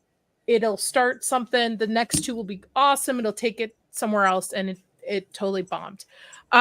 So, and I don't know why she's a Skywalker. I would totally own being a Palpatine. I would totally be like, yeah, I'm Rey Palpatine. Just like, own the name, right? Like, change or your just not take it legacy. At all, or just stay as Rey. Yeah, like Cher, I'm Rey. Yeah, because she had no last name before she found out who her grandfather was. Why did she feel like she needed one then? I don't know. It just seems really weird and creepy that she would take over their old house and their name, and it's like, she now owns their identity. It's so weird. And then how she buries the lightsabers, and everyone, this is like a running joke where like she buried them in sand, where Anakin said that he hates sand. And that's where she buried his lightsaber. Like, well, really? But not only that, the irony also comes from the fact that this movie supposedly is supposed to be where she starts the Jedi Temple and the new academy. So she decided to bury like the only two lightsabers in the galaxy, which we don't, I mean, I guess she knows how to build one, but kyber crystals are kind of hard to come by these days. And so she's going to start an academy with no lightsabers to teach kids how to be Jedi. I don't know. See, I have a problem with her because I don't like her from what they're trying to do, because they're trying to replace Luke Skywalker and Anakin Skywalker at the same time. She's not the chosen one. She'll never be the chosen one. George Lucas himself said that it's always been Anakin. Yeah. That there's no doubt about it. And Luke was the one that was supposed to restart the Jedi Academy. And of course, they made him a failure. That this person that we've always seen being kind and helping his friends all of a sudden wants to murder his nephew. Like, and it would, to me, it would make more sense that Kylo would take over than Rey. Out of watching all three movies, if you're going to continue the legacy of Skywalker, wouldn't it make sense to have somebody who is in the bloodline? Yeah, but Kathleen Kennedy is a self-insert in Rey. So, of course, you can't have the man continue anything. It has to be the woman. It doesn't make sense. But I think a stronger story that I thought was going to happen which from what I've talked to different people, they said that would have been the better route to go. Would have been so cool. You could still have Rey as one of the star characters, totally fine. But I thought it was going to be a journey about Rey and Finn becoming Jedi. That would have been really, really cool. Yeah. Yeah. And then I was full story. And they already had scripts. George Lucas had already left scripts done for a new trilogy, and they totally just discarded them. And Bob Iger has admitted this, that they just threw them away, they tossed them aside, and that's not the direction that they wanted to go in. And George Lucas had already written. I'm just sad that we're no longer going to get Ben Swallow memes anymore. No, and Adam Driver completely said that he's never coming back. So Well, he takes after his father, Harrison Ford. So like this new story, like the leaks, I guess, that came out about what the story is going to be about. That I guess Kylo's Force Ghost impregnated Rey, and she's going to be pregnant in this new movie or something. Like, because they're doing Anakin Skywalker's origins all over again with like Shmi and all this kind of stuff. I don't understand. It's like they're just going to redo Star Wars almost. Oh my gosh. Admiral Akbar. So I don't have a vast Star Wars knowledge. I love the original 3. I have Princess Leia's blaster tattooed on me. That's my jam. So I've never read the books. I understand that it's a vast world, and Disney doesn't hold some of them as canon. But to me, I'm like, you have a gold mine there, right? For those of you who have read the books of different characters, stop relying on the 3. First of all, you did them dirty anyway, the legacy characters from the movies. So why not just branch off and just take characters from these books that people love and enjoy and just start fresh instead of rehashing the old things? We want Mara Jade. well, they are, because Ahsoka was basically heir to the Empire, except that Phony Filoni stole it and wrote it for his characters, his original characters, and then messed up the story.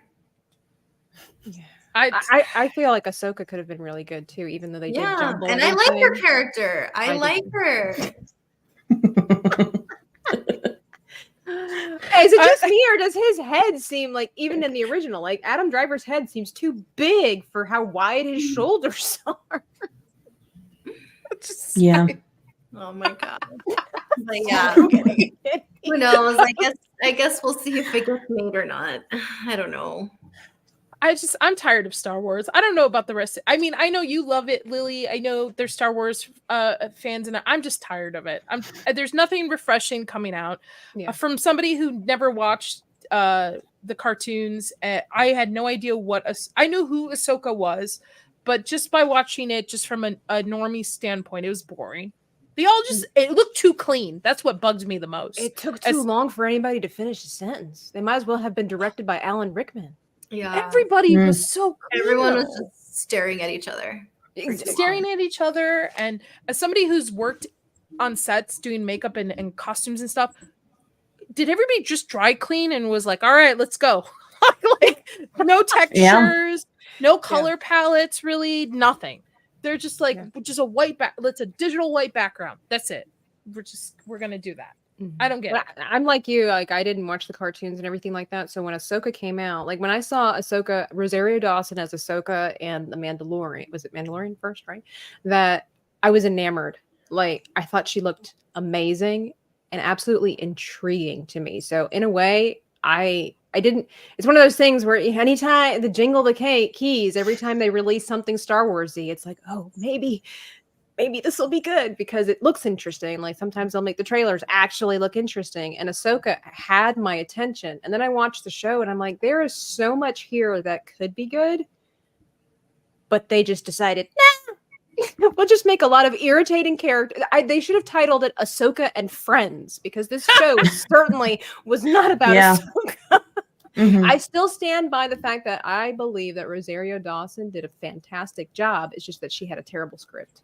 Yeah. Well, she's like Henry Cavill with The Witcher. She loves the character. She looks up the lore. She knows about it inside out, and then she's giving a shitty script to work with. That's such a shame. And it's a shame because she looks the part. To me, she looks very much the part, just like how Cavill did for The Witcher. And then they only can work with what they're given on it. It's a shame.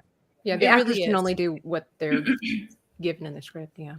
Because I feel like for Ahsoka, especially as how popular she is, they had this was like their one and done. Like one time, let's launch off really well. They could have really brought people back into Star Wars had Ahsoka been done very well. Or at least brought people back into being curious and then check out things. Like Mandalorian season 1 has its problems, but was great. I thought it was great. It brought me back into Star Wars. I really enjoyed it. I was looking forward each week to the episodes. Season 2 as well. Even season 2.5, which was the couple episodes from Book of Boba, because Book of Boba was so boring. So like bad. the only good episodes in that whole entire series was when the Mandalorian was in it. I was like, okay. But then we get season 3, and now it's girl boss time. And I didn't even watch it. I didn't even finish it. I watched halfway through. And again, it's these people who enjoy these characters, but their hands are tied on it. Yeah. So I feel like Ahsoka could have really brought everybody back and said, okay, they're trying. They're trying at least. Let's give them a chance. And they're like, no, the big massive middle finger to all the fans. Yeah. Speaking of big massive middle finger, our buddy Bob, his pay, is this his pay? Jesus, $31.6 million. What do you do with that much money? How did you get this in 2023? Hope he pays taxes, so I don't have to pay mine. Yeah. And rejects candidates nominated by activist investors. Okay. I just, that's a lot of money. I'm like, what would I do? That's his base salary. Oh my gosh. And what does he do? Like, what does he do? He just talks to the camera. That's all he does. I don't know. He throws people under the bus. That's what he does. I mean, I could do that for that much. he just wouldn't let me, but I'd be really like this close to fans. He hires all the activists. That's what he does. Tabitha, I wouldn't blame you if you pushed me under the bus for that amount. It's right. okay. And then I'll pay for your medical bills. We'll take you to Disney. And we'll just get can I also burn my child there too? There you go. The ragdoll child delivered at Disney. That's crazy. If he's on LinkedIn, because I would be curious to see what his job description is. No, he's not. Okay. Is he married? Asking Bob for a friend. Bob apparently is too cool for LinkedIn. Too cool for LinkedIn. So I don't get it. And then 16 million in stock awards, 10 million in stock option awards, we need mags. That's what we need. 2.4 million in cash bonus and other compensation. Remind me, 2023 was the year of the strike too, right? Yeah.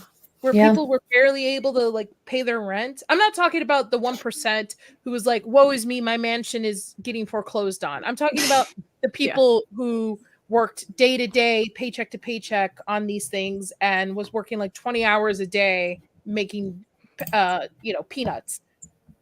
And this is his salary. What do you do with that amount of money?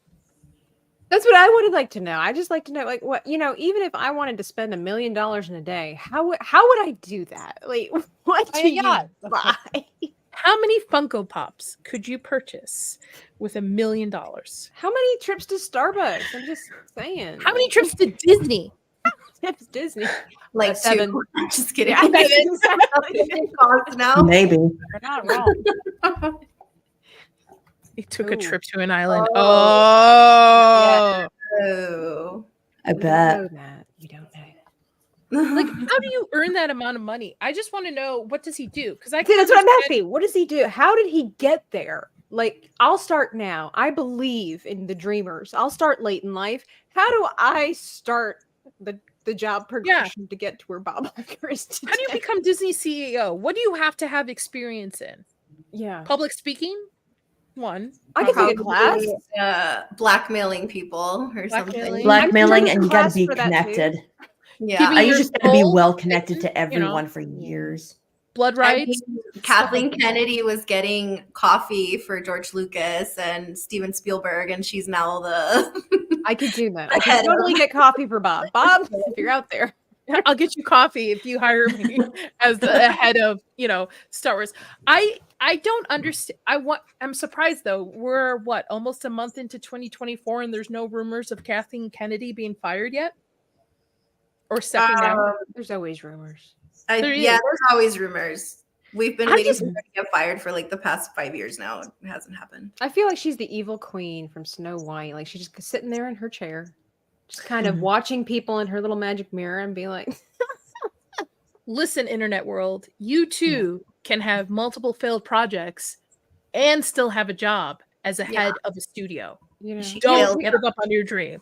I feel like we could use Kathleen Kennedy as somebody to aspire to, in a way, if you think about it. Like, I look at that, like, even with women in politics, whatever side you're on, some of the women in politics, it's like, they might not be good people, but dang it, if they have the tenacity and the wherewithal to keep trying and get somewhere. Yep. Keep messing with these guys. Why not? Right? Keep bouncing to bounce. Why not? I'm not insinuating anything, but I'm just saying our VP might be. I'm not insinuating. Anyway, nothing wrong there. Sure. YouTube like just marked our live stream like never being monetized ever. Hey, you didn't say anything. You didn't say anything. We'll nothing wrong with that. I want to know what a CEO does because I don't even understand what like a normal I don't know, the CEO of like a chain, a mom and pop chain that owns like maybe 15 chains. I want to know what it takes to be a CEO because they always say the CEO is like, oh, he works like 24 hours a day, barely sleeps, blah, blah. What do? You just have conversation. You just have to be charismatic to have conversation. Half of YouTube could be CEOs then. I mean, if I were Bob Iger, the CEO, with that kind of money, I would hire people to be the CEO so that I don't have to be the CEO. Like a fake CEO for like I just make the money and I just hire it out. Like I just give it to other people. I just give the CEO responsibilities to other people. That's probably what a CEO does. They just they spend their time planning their next trip somewhere, counting their money, and probably signing off on whatever dumb projects are going on. Like, yeah, sure, that sounds fine. I mean, I'm sure there's a lot of management that goes into it, but honestly, it's a very legitimate question because and like you were saying, whether it goes even with politics, but with the companies and stuff like that, people that make this amount of money, what are you doing to earn that much money? Like that's a good question. I would be comfortable with somebody making this money if I knew that the workforce that they are in charge of can pay their rent, feed their children, have a savings, can live comfortably. Yeah. I'm not saying they live like millionaires. I'm saying just bare minimum can live comfortably in whatever city they want to live in. That's it. I don't care if you make millions more dollars, but as long as your workforce is taken care of, cool with me. But, and again, somebody who climbs the ladder, right? If you have a CEO who started off as like, I don't know, bagging groceries at a grocery store chain and then eventually worked his way up to being the CEO, that's hard work. You got to learn new skills and stuff. I get it. But for somebody like this, I don't know Bob's history. I've never seen his resume. That's a good question. But 2023 was a bad year for Disney. You could be pro Disney on the side of pro Disney, but we all know box offices suck. Disney Plus is losing them money. Their parks are way too overpriced, too expensive. I don't know who is able to afford to go to their parks nowadays, especially in this economy. So how are you able to sleep comfortably at night knowing that you've hit like millions of dollars for the salary, but you have like cast members who live out of their cars, who barely make anything, but they believe in the Disney dream. And the only solution I've come up with is he's a lizard person. Yeah. You were that woman on the plane. Was land a little bit better, but I was just like, I was like, she's referring to that woman on the plane, isn't she? Yeah, not You're not real. Well, I was just gonna Okay. say, it's like you're the one who said that, you hear about CEOs, they don't sleep, they don't do anything. Maybe he doesn't. Maybe he is. There are some people that are burdened by the success that they make, but they're so in love with credentials, attention, and money that they won't do the right thing because it could cost them the comfortable living that they do. So it's possible that Bob over there, maybe because he doesn't, I mean, makeup will cover a lot of crap. So maybe he's not sleep. I mean, he might not be sleeping that good at night, and he's just there. I mean, look at that. That is the face of somebody saying, I'm dying inside. Yeah. Well, I mean, he came back. He retired, and then they fired his the other guy on a Sunday night at his Elton John concert, and he decided to step back. I mean, I'm sure he left Disney with enough money for generations in his family. But I think you're right, Tabitha. I think it's a hunger for power and entitlement, and like needing that title of CEO. And also lack of empathy. Like that's probably how he sleeps at night. Like there's so many adults that just can't empathize with other people. So like you're talking about, you have cast members sleeping out of their cars, you have people who can't support their families. These people don't care. They just don't care. As long as they are in power and they've got money, they simply don't care. But I want sorry. Oh yeah. No, one other thing, like Tabitha, you were talking about like wanting to know what are the qualifications of a CEO, and it just made me start thinking, like, how we've had in the past, like, oh, show your birth certificate to prove you're from the United States, or oh, show your tax forms or something. Can we have a thing where people have to show their resume? Like you have to show your resume to see how you were qualified for what position.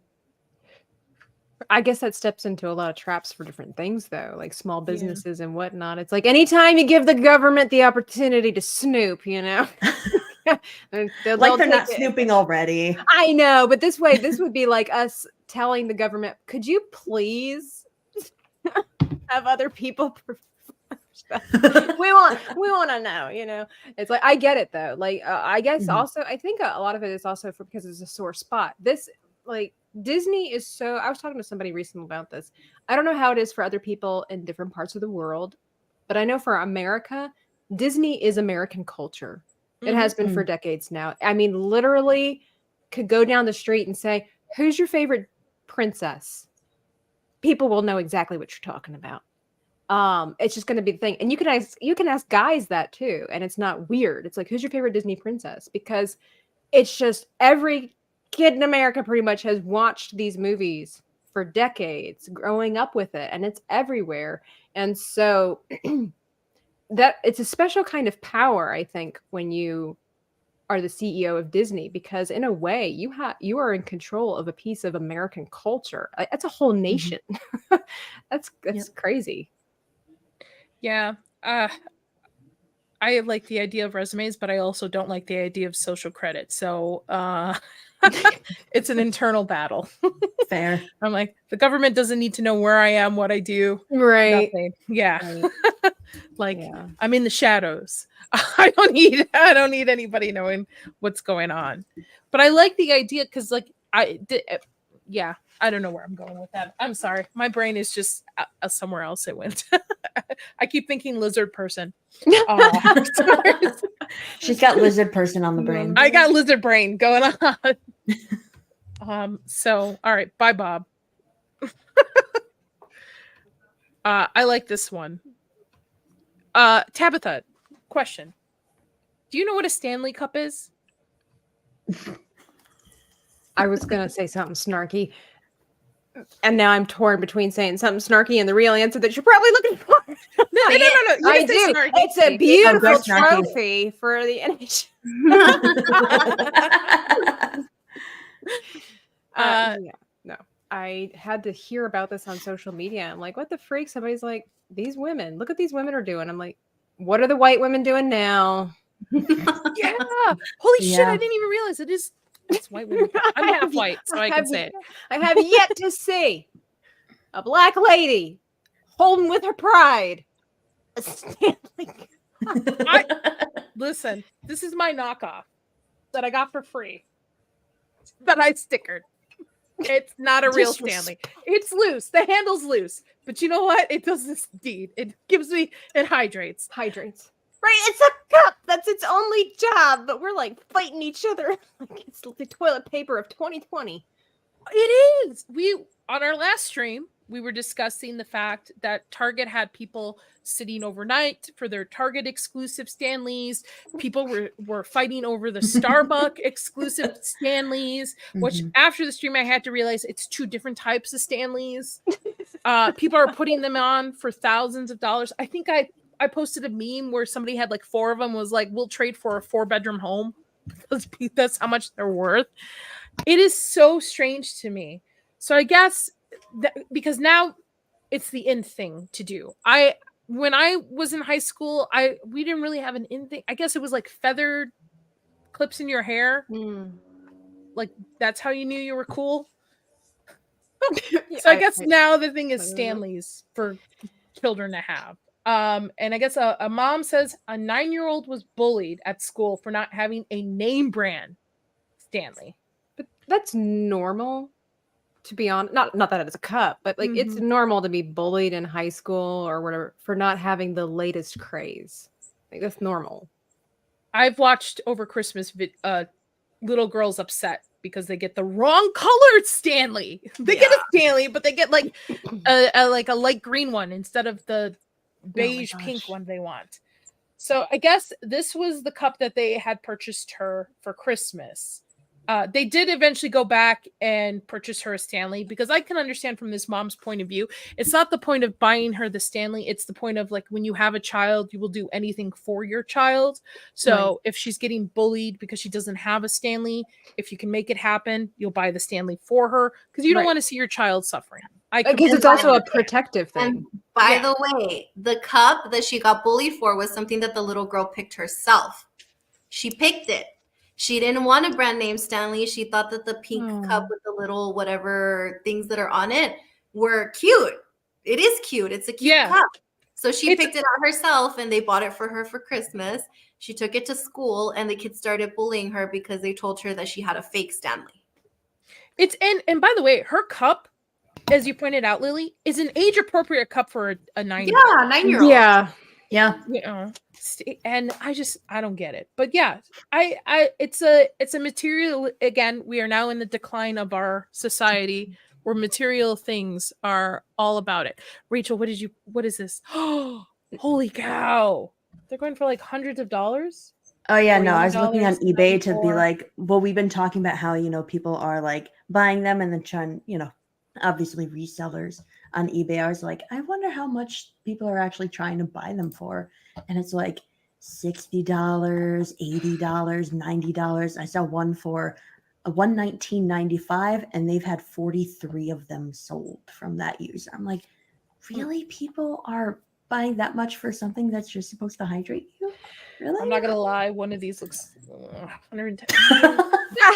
She's like, I am that person. No, I always said if they ever came out with a Harry Potter exclusive one, take my money. Here you go. But see, that's something different. It's not just a white cup, solid color white cup that you can get anywhere. That would be something different if they came up with like a Star Wars one, a Harry Potter one, novelty. Yeah, then I could understand like wanting to own it, but I think it's also, we forget, like we are such a, at least here in America, it's like there are people there are people in third world countries that just have them made out of wood.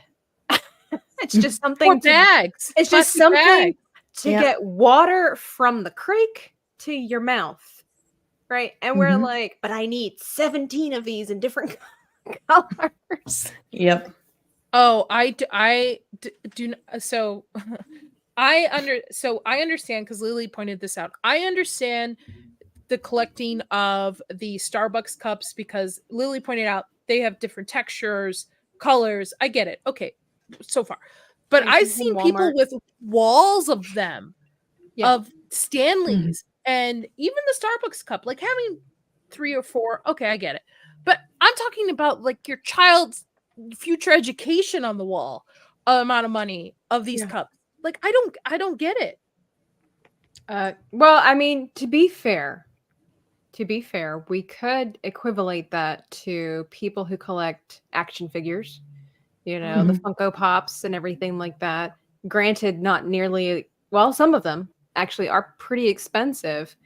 And if you think about it, if you get down to the nitty gritty of it, it's a toy, but we got to leave it in its box. At least I would say for at least these women, they're probably using their cups. A lot of people don't play with their action figures and they don't take things out of the boxes and stuff. I mean, I've got a couple of Funko Pops, so I'm not like hating on anybody. I'm just saying it's amazing what we as humans will collect. I mean, obviously we'll look at it and be like, that's so stupid. I mean, it's not like I have a huge collection behind me. No, but I mean, you can justify collecting action figures because over time they're going to be worth something. The only Stanley Cups that are going to be worth something are the limited edition ones. Well, what are they going to do with the rest of them? Like, true, but if you watch shows like American Pickers and Pawn Shop, and it's like 50 years later, they have a sign for gas that's not cracked. And people are like, I'll give you $300 for it right now in cash. And so if somebody's like, she has the solid white Stanley Cup in perfect condition. Does it come with a straw? $500, take my money. And then they were even showing too that Stanley doesn't tell you how you're supposed to clean your cup. And somebody actually got sent to the hospital because her cup underneath was moldy. Molded. I saw the that. cap one. Yeah. Who doesn't clean the underside of their cap? My guilty pleasure are books. I collect books. Yes, I do. Yeah. And my pride collection is a first edition, first print of Peter and Wendy. That's beautiful. It's so beautiful. That my husband got for our first wedding anniversary. When you die, can I have that? Yes. Assuming you go first. Custom box. Hey, you heard that. I'm going to download this episode. She said yes, y'all.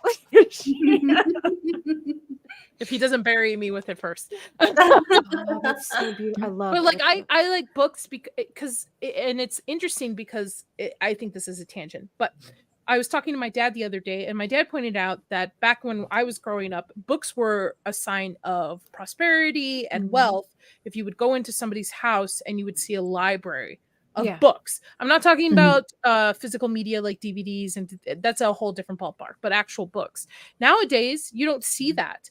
People don't read as much as they used to, or they have it on their Kindle or something like that. But we're more of a visual society now, where we consume everything by TV, movies, YouTube, and all that, which I think in some ways has helped, but in some ways has made us dumber as a society. Oh yeah. Because I mean, look at the average reading is like the 4th grade level people are graduating with. That's sad. And especially children in not so prosperous homes, reading to me, especially because I grew up poor, reading to me was like the escape. Like I could read and disappear somewhere, right? And I don't know where I was going with that. I just wanted to show my book. Some of the most successful people, like you can do your own research for that, are readers. There's a reason why the saying is readers are leaders.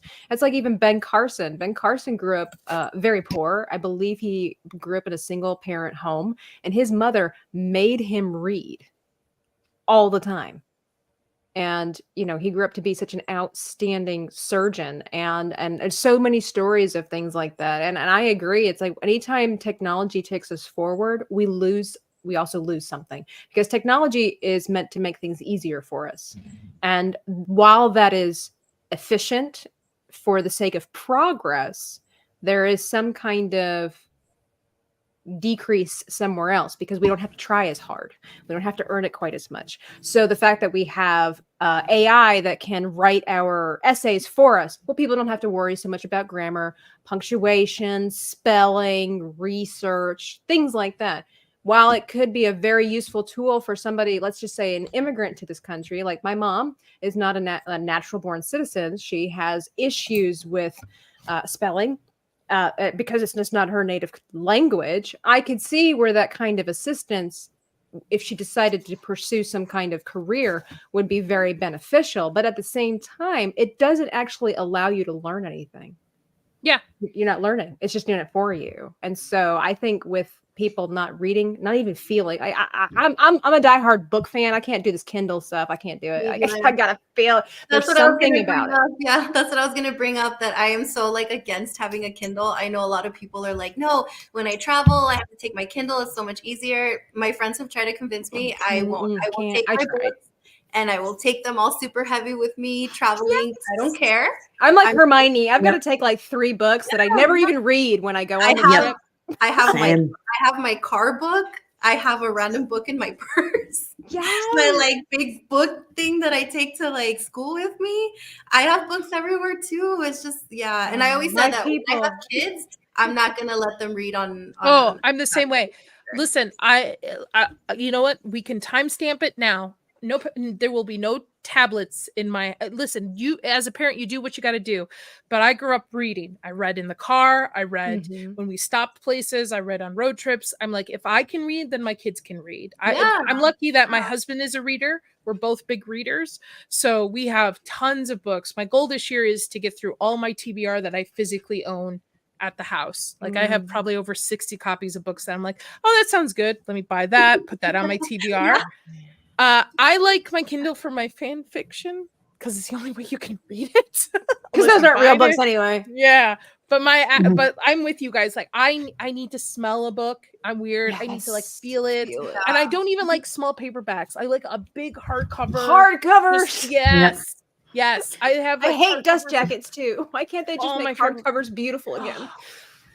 This is why school ruined me. Because I'm like you. I love like having a big hardy hardcover book with me, but with school, with textbooks being as much as they are, as soon as they went on like online, or for like school when I'd have to read, not even kidding, maybe like a dozen papers each week for grad school, it was so much easier to like have them online instead of paying to have them printed out and everything.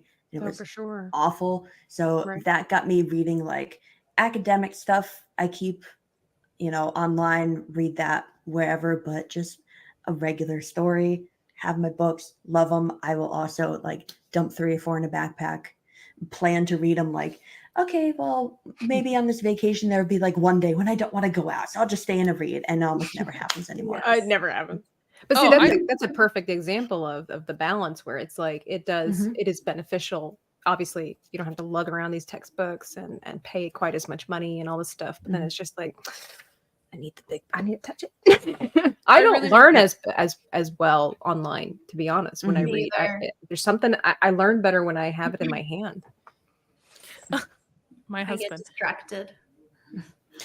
I like to read online for like academic stuff and textbook.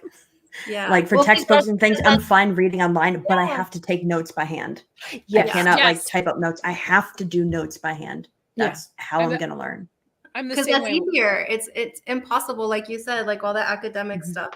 Do you think I'm going to take like 20 million books with me when I'm at the clinic trying to see patients? Yes. No, on my phone. If I'm going to I'd also rather pay like $60 for the ebook version rather than $200 for the hardcover version. Yeah, and that makes sense because college is expensive. The apps are easier too because all of that stuff is quick for you to look at it.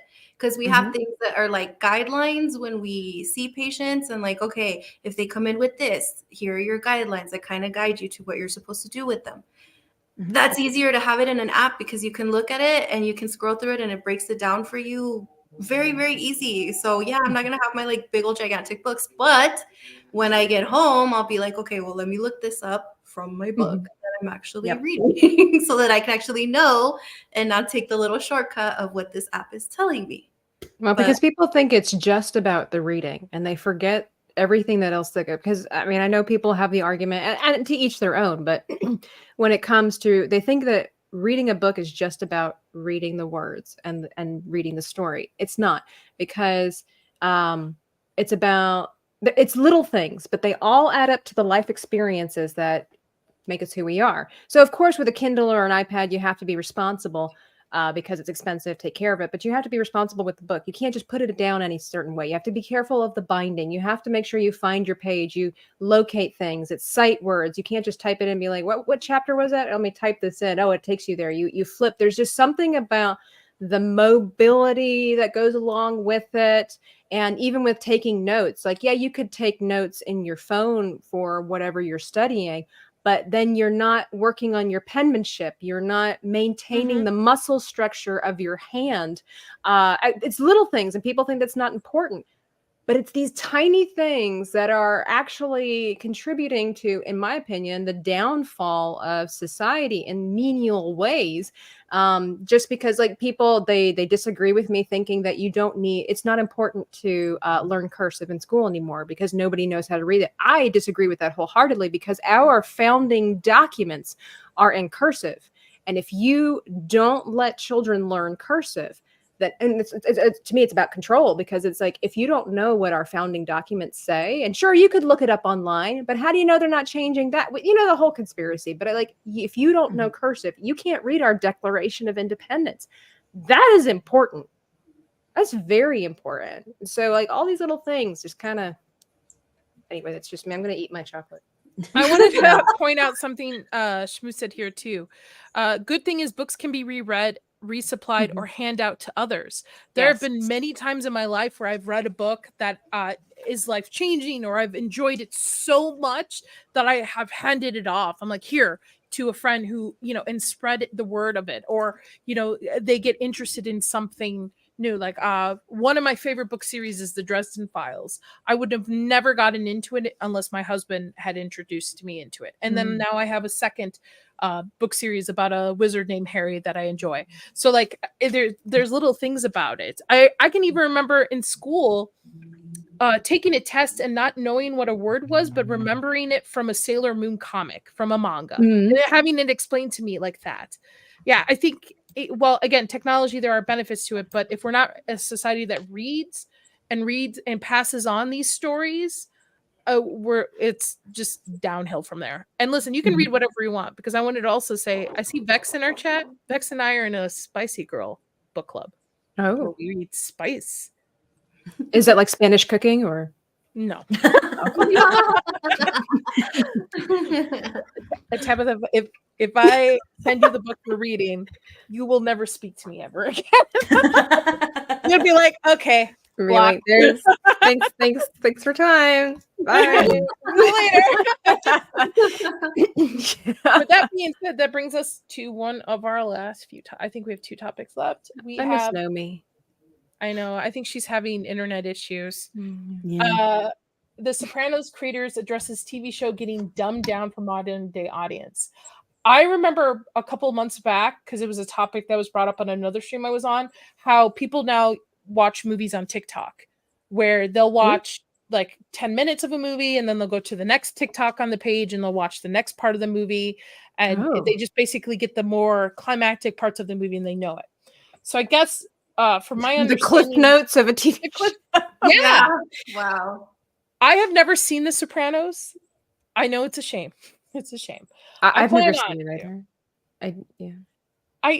Everybody's like, it's the best. But then I mention The Wire, and then everybody goes, that's the best. And then I mean, I've seen Breaking Bad. I think that's great. True Detectives is great. I don't know why Game of Thrones is on here. Get the fuck out of here. So I guess because it was good until they ran out of books to base it on, or writers that gave a duck. So I guess they're dumbing this down, because I thought I read somewhere that they were also putting each episode on TikTok as well, but like a cliff notes of the story. I don't mind that for when I'm doing podcasts and I'm running behind. Like when I used to be on a stream called Inside the Booth, I used to do that regularly until I just couldn't anymore. And sometimes I would run behind in my busy schedule, and they're like, all right, have you seen this movie? And I'm like, no. So I search on the internet for literally like the cliff notes. But that's only because I was running behind. I don't do that if I actually want to watch a movie. I'm with you too. There's some movies that I'm interested in, but I'm not interested enough to put the 2 or 3 hours into it. So I have a couple people I follow on YouTube that will break it down, and then I like it. Or TV shows. Like I'm never gonna go back and watch Lost, but I kind of want to know what's going on. Yeah. So I'll watch. There's a really great YouTube channel called Recap and Chill. He's really good at breaking down different seasons or entire series of shows. Highly recommend him. This is not a sponsorship. He doesn't know I exist, but I highly recommend him. He's great. So like if you want to watch that, but I'm with you. Sometimes I'm like, I don't want to put 8 hours into a show. I just give me the highlights so I know what I'm talking about, and we'll go from there. And he kind of goes into what Tabitha was saying earlier, that all of these TV shows now are like 8 episodes and they don't really give you a chance to flesh everything out. All of these older shows had like 20, 25, 28 episodes per season. And now you're telling me that you can't do that? You have to break everything down in like 8 episodes? It just... that's Could you imagine if they did that with Friends? Friends would have been 2 seasons long. I'm actually starting to watch Friends for the first time really now. Good argument, and that's why we have all of these shows that suck, because they have to dumb it down for the audience because people don't understand. And he says that like The Sopranos, this generation, like Gen Z, whatever, does not have the patience to actually get into this show and actually understand what they're trying to tell you with this show, because they just want like 10 seconds. Give me what this episode's about. I don't have time to actually get into it. And he makes a really good point. That's why we have a lot of TV shows that are awful, because like thankfully our generation grew up with really, really good shows. So when we're seeing all of this stuff like Ahsoka and all of this She-Hulk and all of the writing, we can see the difference, because we're like, what is this? Like, who? And that's weird. Like they're saying they have to dumb it down because like the new generations don't have time. When in fact, they do have time. They've got plenty of time. They put their phone They're not down. doing their homework. Yeah, they put their phone down. As soon as you put the phone down, you absolutely have the time. But like, it's it's that lack of creativity. People, don't have the time to sit through an episode. They don't have the attention span to sit through an episode. But I also think the thing of like dumbing down from the audience is very much only the tip of the iceberg. It is being used as the coverall excuse, because you just have bad writers. They don't know how to flesh out characters. They don't know how to expand out a story. They're not using their budgets wisely, so they're not like going to locations anymore, or seeking out locations or characters, or listening to the audiences, bringing in new things, writing in new things. You don't even have good actors who can improvise and like actually emote anymore. Looking at you, Kristen Stewart. But like people can't. That one annoys me so much to this day. What, the fact that they chose her for Snow White or Twilight? Like Twilight, Snow White, everything. But yeah, like all this development is completely lost. And so that also contributes to why people aren't sticking around. They don't, want to watch. Like, imagine if the same people who are writing these like 8 episodes, who don't know how to fill in even 8 episodes, now had to write 25 episodes. Imagine how much of a slug that would be to get through. Yeah. So I can just understand it.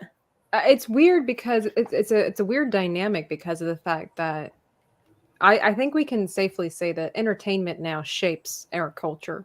It's very impactful on families and children and things like that, right? So to say that people aren't paying attention enough, it's like, well, that's because you keep making things shorter. You keep dumbing things down. Maybe if you didn't, you could. But at the same time, it's like they want to make money, so they need to cater to the audience. So the caterer is dumbing things down for the audience. But in the meantime, you would think that they're losing money. Like, it's a weird thing. It's kind of like with Disney, and then a lot of the decisions that they're making with their TV shows being shorter because the audience can't pay attention long enough or something like that. But it's like you can control that in a small way, but it's all about business anyway. It's just really weird, because the choices that like what Disney makes are making them lose money, but we need to cater to the audience, because otherwise we'll lose money, but we're already losing money.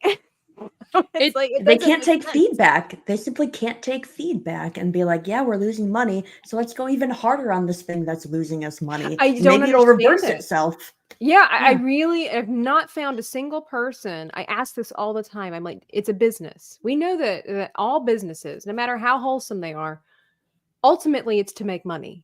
Mhm. So with Disney being a multi-billion-dollar industry and numerous people that want to make money, and obviously we've seen that Bob loves himself a handy paycheck.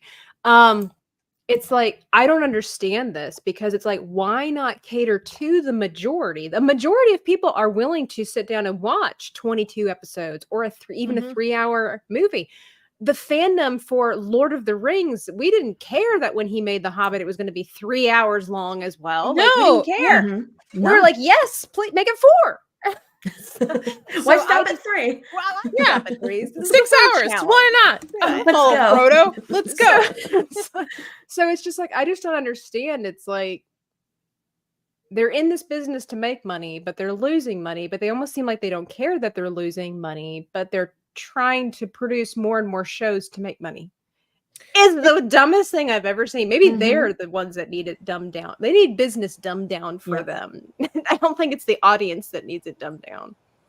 It's like you said, it's based off attention too. I am a big proponent of make movies shorter and make shows longer that at least are decent shows.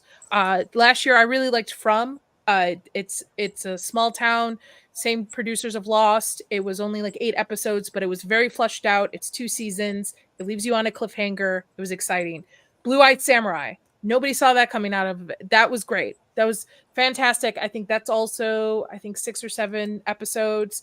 Really great fleshed out story, left you wanting more. They're gonna have a season 2. So you can do short, like episodic, like 8 episodes, 9 episode shows. If you have the plan written out where you get the person excited each time they Yeah. sit down for an episode, not the same thing from episode 1, and then you're gonna finally get to a point in episode 4, and then you get another character in episode 5. Like actually know how to write. Actually just know how to write. I think the only successful one that I've seen so far out of what at least Disney's produced anyway with the 8 episodes is The Mandalorian. I think that is Yep. the only one so far that has somehow done that successfully, having shorter. But at the same, or kind of in reverse, it's like the BBC production of Sherlock Holmes with Benedict Cumberbatch. It was a very short season. Like the show did not last very long, but each episode was like, what, 2 hours long, Yeah, an hour yeah, I and 45 liked minutes that long. one. Yeah. Why not do it that way? Like, why not? I don't think it has to do with how long episodes are per season or how long things. I think it's just comes down to the writing. If you know Yeah. how to execute your characters very well, if you know how to world build very well, audiences are forgiving to a certain extent. Oh, yeah. If your writing is good, if your characters are interesting, if there's a connection to it. I'm not saying like I want to see a Middle Eastern woman, on screen. I'm saying like if there's a character that I feel sad for or happy for, Yeah. like if you know how to write that, people will go along for the ride. But Yeah. it's because nobody puts any time or effort or heart into their writing anymore or into the productions anymore. I mean, That's it's like why- Lord of the Rings. Like Yeah. it wasn't actually by the book in many ways, but nobody cared per Yeah. se. Nobody on the mass, nobody cared because it was just well done. Yeah, well, I mean, even so, take a look at the Harry Potter movies. Okay. If you are a fan of the book, the Harry Potter movies are probably about 40-50% of what the books are. Okay. Oh yeah. But at the time, they were a good adaptation at the time for what it was, right? Oh, It yeah. still was a story from point A to point B. People who've never read the books could follow along with it. People who knew the lore and stuff, of course, had some issues with it, but it was still a good adaptation for it. Now, Yeah. will they be able to do the same thing with the TV show? Probably not. Where I'm just saying we're in that era of distrust.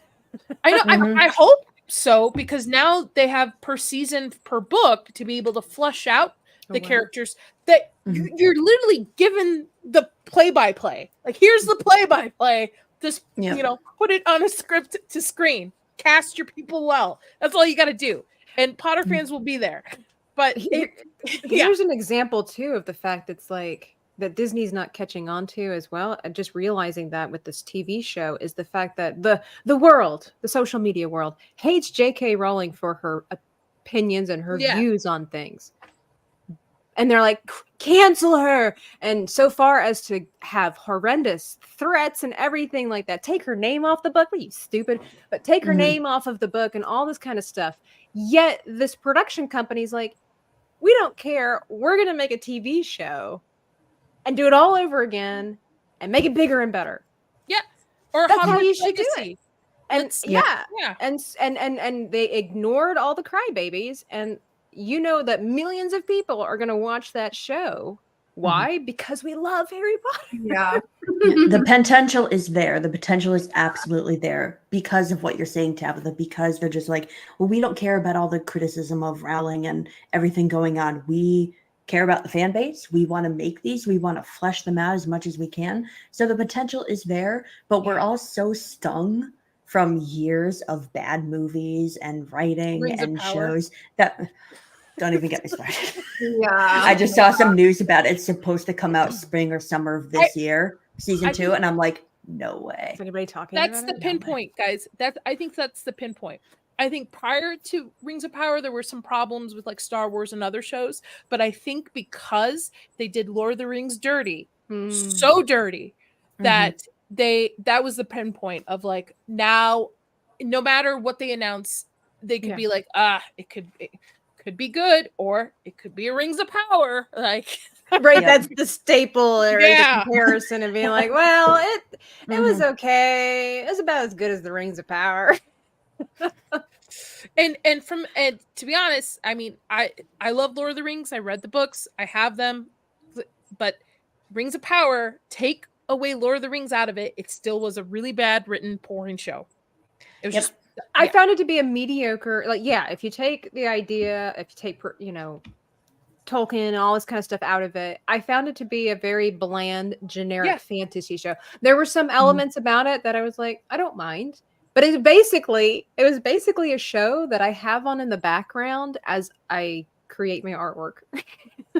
Like, you don't want to pay attention. You don't need the ins and outs. Although Galadriel character got on my freaking nerves. How could you take one of the best characters in the book and the movie and make her the most annoying person in the entire show? As much as I tried to separate, like, Lord of the Rings and Tolkien lore from the show, I just can't. She was just a bad character. She was bad. Like, the costuming, I could not get over how bad the costuming and the armor was throughout the entire thing. Like, the whole, like, her riding, and like the budget, I cannot excuse some of the things of like her riding across the beach and smiling like a freaking idiot, or the warg, or the freaking warg. Her cheeks would be like blown in them. I stopped and laughed for like 10 minutes because that thing was so bad. I'm like, how do you have such a huge budget and you know that there's a huge fan base for it and you make something that bad? Like, that's what makes me in this camp of like, it can't be mediocre. Like, there's just too much behind it. It's just so bad on so many levels. I can't say it's mediocre. I have to say it's pretty poor. That's even just as like generic fantasy. Well, they're also listening to the 1%. They're not listening to actual fans. They're just listening to people who just look for problems and things. It brings it back to the whole J.K. Rowling thing. Granted, there's quite a few things she says I don't agree with, but at the end of the day, people are just headline reading. There's this headline reading. Yeah. That's all they are. They don't actually listen to what she has to say. They don't actually do the research. They don't actually look into it. They just go, oh, J.K. Rowling, bad. But yet, they'll still buy her books and rebind them. I'm like, money's still going in her pocket. Yeah, millions of dollars. Yeah, this woman ain't. And she should actually be somebody to look up to. She was her story is beautiful. Yeah, she's writing it on napkins. She's somebody who started from absolutely nothing and built this world and that people love for generations. But yet people go like, white woman bad. Yeah, well, and the thing is too is like I think people are foolish to focus on what a lot of these celebrities are saying or not saying, when you can't tell me that half of the people that we admire and look up to in Hollywood or authors or whatever have some really awful opinions themselves. I just don't say it. I bet you there's people that we know and love, and they're probably racist. They're probably bigots. They're probably misogynistic. They're probably man haters, but they just don't talk about it because they don't need to, because everybody has opinions that not everybody agrees with or likes. From what I understand, and people take this way out of context, from what I understand, Walt Disney wasn't a huge fan of the Jewish community. Well, no, so Yeah. he didn't harm anybody. He didn't do anything. Now, I'm not saying that you should do that, but it's like, at the end of the day, his opinions about it didn't hurt. It didn't reflect in his work. And he wasn't going around telling people. And whether or not that's true, I'm not positive. But it's like, there also, you consider the time frame. Back then, there was still a lot of prejudice in our country. So it was, a lot of people were prejudiced, not necessarily because they wanted to be, but it's more of like just upbringing. Like, it was ignorance. It wasn't even like, I actually hate these group of people. It was more of like, oh, mom says we don't talk to them.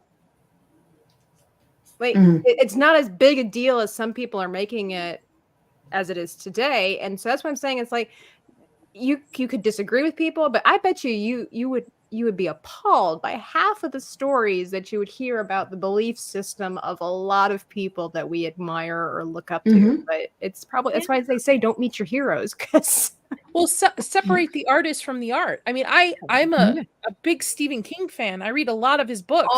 He's all unhinged. But he's unhinged. I don't agree with him at all. I don't follow him on Twitter. I don't agree with half of his statements. Mark Hamill too. Mark Hamill is the same way. Yeah. It's just, but the problem is people are selective nowadays. They are very selective of how they go like, oh, J.K. Rowling is a sexist, whatever, this stuff. Don't read her books. But then they'll prompt somebody up who actually has the same kind of ideas, discusses it differently. I'm just like, like, you can't have one or the other. Like, just it's separate very the art from the hypocritical. artist. Yeah, just separate. It is hypocritical. Enjoy what you enjoy. Yeah, I think there's a couple problems there where, like, yes, you should be able to separate the art from the artist. And I know a lot of that started for me when I was a kid with Michael Jackson. All the news that was coming out about him, still love his music, still love his performances.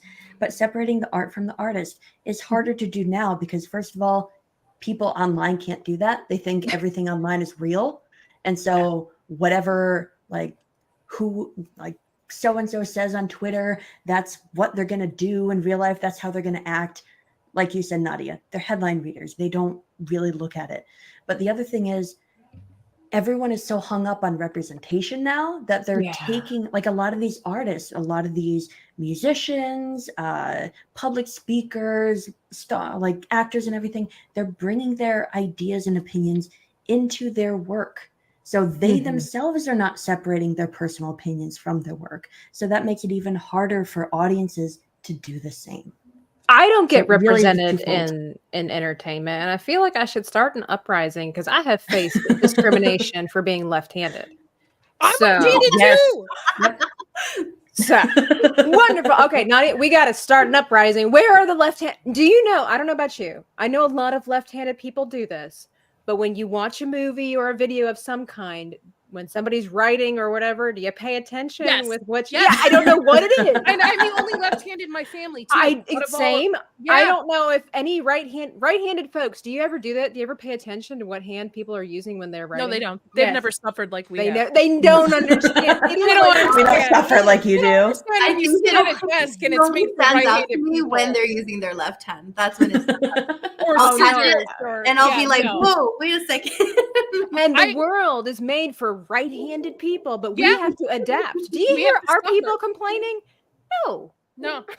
And I also paint and draw too. It's a creative thing for very common for left-handed people. And also, I think we're smarter than right-handed people. I'm just saying. They do say that we're more creative, and also the stigma that if you're creative and I guess left-handed, that you are also on the autism spectrum. I probably am. Somebody's told me that before too. They're like, you might be autistic. Why? Well, because a lot of artists are autistic.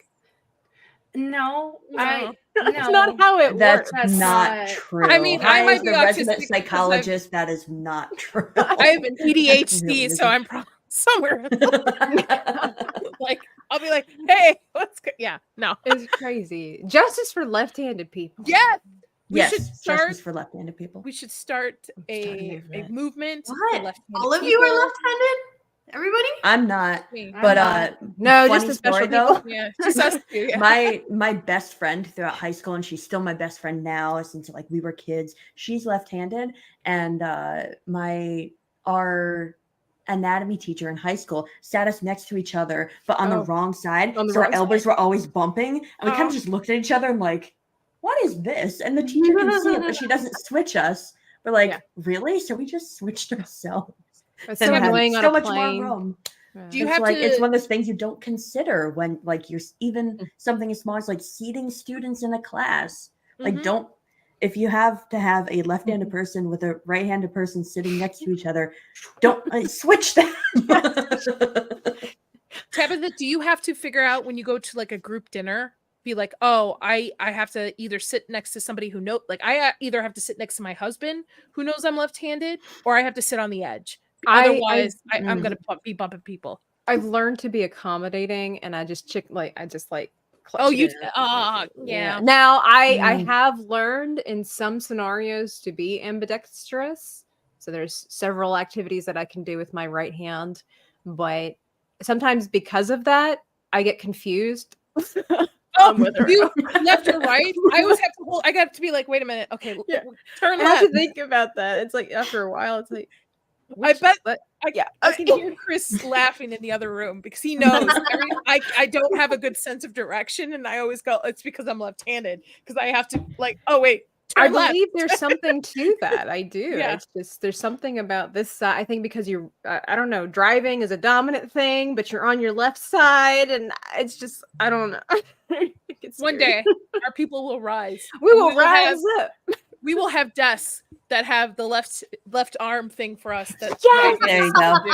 Yep. we don't have to turn into the desk. One day, so many people are like, when you write, the hook, you got Yeah. the claw, and they're like, how do you do that? And me like, years of practice. I mean, I've had people that are like, do you have a hard time? No, I've been doing this for 30 plus years. I had when I was learning to write, I was learning to write with my left hand, and the teacher would punish me. I was at a Catholic school to the point where my dad had to come and said, listen, she writes with her left hand. Stop putting her in timeout. Stop doing this. Like, it's just, that's who she is. Like, had to have an argument with him. Yeah.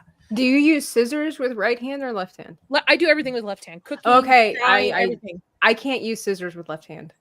Really? Yeah. I do. I like anything that is delicate, artistic, things like that, things that require a lot of precision, I do with my left hand. Anything that requires strength, I do with my right hand.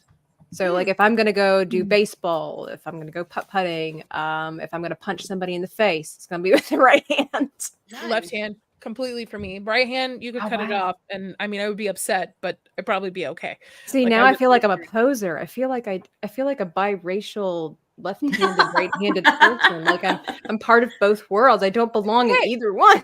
You could be the leader. You could be the leader for us. Sometimes you have to adapt. Like when I was really little, I broke my right arm and I'm right-handed. So I had to learn how to, I mean, there was no way in school that I could do anything. That was an irrational fear of mine from when I was younger, is that I felt like, what happens if I lose function with my left hand? So I would practice things with my right hand. Yeah, so I've learned I've never broken a wrist. I've never broken my arm, but I am prepared. There you go. Yeah, that happened to me. So I had to learn how to do a lot of things with my left. And even now, sometimes I'll eat with my left hand. Sometimes I'll be doing other things with my left hand. And even my best friend, who I've had for like years and years and years, it freaks her out when I start eating with my left hand because she's like, what are you doing? And I'm like, eating. She's like, but you're right-handed. Stop doing that. And I'm like, sorry, it's because it's a habit. Sometimes I'll just do whatever my hands feel like doing. Yeah. So It's like a second nature. yeah. Yep. One day I love we'll my win the war. Iranian neighbor. She eats with both hands. They got the spoon and the fork, and then they use both hands when they eat. I've Oh, how do tried you- that. It's very efficient. Get more. I'm Middle Eastern, so we eat with our hands. We eat a lot of bread with our hands, but you have to use like I think you're the right hand, but I'm left-handed, and it's just it's just your right hand. It's taboo. Yeah. yeah, I know. But you know what? It's all right. Cat, leave me alone. My cat's like, give me attention. I'm like, stop it. That's why I'm like leaving. I think that's time. We're at time anyway. I want to thank the panel. I'm gonna let the panel tell them who you are, and then Tabitha, you let them know who you are as well. So Dr. Rachel, where can people find you? Yes, you can find me. Oh wow! First, you can find me all over Twitter, Sarah_cosplay, all over social media. Anyone streaming or whatever, find me in the chats a lot. We do this here every Thursday now, so tune into us on Nadia's channel, Inside All Day podcast, and Nomi's channel. Also, I will be on Tabitha's stream next week doing some fun art stuff, fun art projects. Yay! So Harry really Potter theme too. Yes, Oh it's my all God, Harry Potter themed. So yay! please catch us over there. Go subscribe to You Tabitha. can do fun things with and Tabitha, do that. y'all. That's right. Yep. I'm going to be having some really cool people on Yay. my channel soon to teach YouTubers how to paint. I want to Mhm. paint. I think you've had Danny before. Oh, Comics yeah. and Cosmetics. Yeah. I get Danny on my channel as often as I possibly can. I loved it. Nice. I text it probably 100 times a day. We'd send ourselves voice text messages all the time. We're just it's Nomi, where can people find you? You can find me on Twitter or Twix, Know Me Without You, and my YouTube channel, Know Me Without You. I'm also on Abyssal Musings Friday night, 9:30 Mountain Time, and I'm also on Midnight's Edge Espanol. You'll see me making shorts there for the latest news in film. Very cool. And I'm sorry Lily, that my internet kept going in and out. I lost power. You're Thought it came fine, back, and then it's better. That was me last It's week. okay. okay. Lily, where people can find you? At Twix, the same thing, 300 mirrors, and then also Midnight's Edge doing shorts, and then we're gonna be doing some other projects too coming up in the future for Midnight's Edge Espanol. And then you can catch us on Mondays and Fridays with our other streams on Legion Talk. So we're doing Game of Thrones Mondays, and then Friday nights it's just whatever's happening throughout the week too. What else? I think that's basically it. And then of course us here every Thursday now. So make sure that you guys are here on Thursdays. Yay. Very cool. And Tabitha, thank you so much. You have been an awesome guest. Please tell the people where they can find you next, and where they can go subscribe to. Well, thank you. First and foremost, thank you for having me on Left-Handed Folk Unite. Yes. But you can find me pretty much on all the socials. Dreaming Tabitha. I try to be as consistent. No spaces. One word. Dreaming Tabitha. Not dreaming with Tabitha. I'll fix No, it. no articles. No positions. Yeah. Primarily on YouTube and on Instagram, and going live every now and then. I've gotten out of a routine. I usually try to go live on Thursdays. That just didn't work out. But I try to go live. I'm going to go live tomorrow morning, and I'm working on some Warrior Genies. Nomi, yes, I did leave my main gal brown just for you. And she's like, leave her brown. I'm like, okay. And I'm really excited about that. Got some new chibis coming. I'm primarily known for my chibis, but I also do painting with YouTubers, and looking forward to having some of my guests here soon if I can get everything rolling.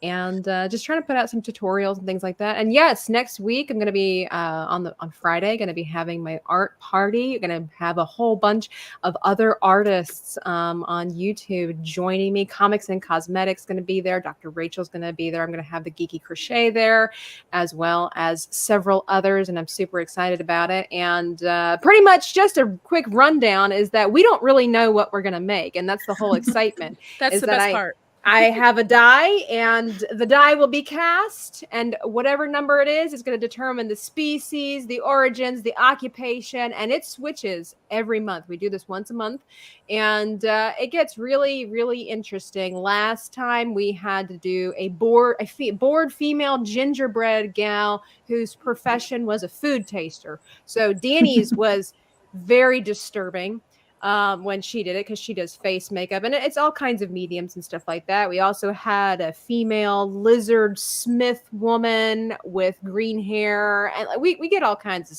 crazy stuff. Female wizards with beards. Like, it's fantastic. So you definitely want to come. It's a lot of laughs. Do you encourage your audience to paint along with you, or I do. I okay, do. cool. I tell I'll be there people with a paintbrush. bring paint. I told Dr. Rachel I'm waiting for somebody to bring out some soap and start whittling. Like I'm ready for it. Like I wish I could whittle.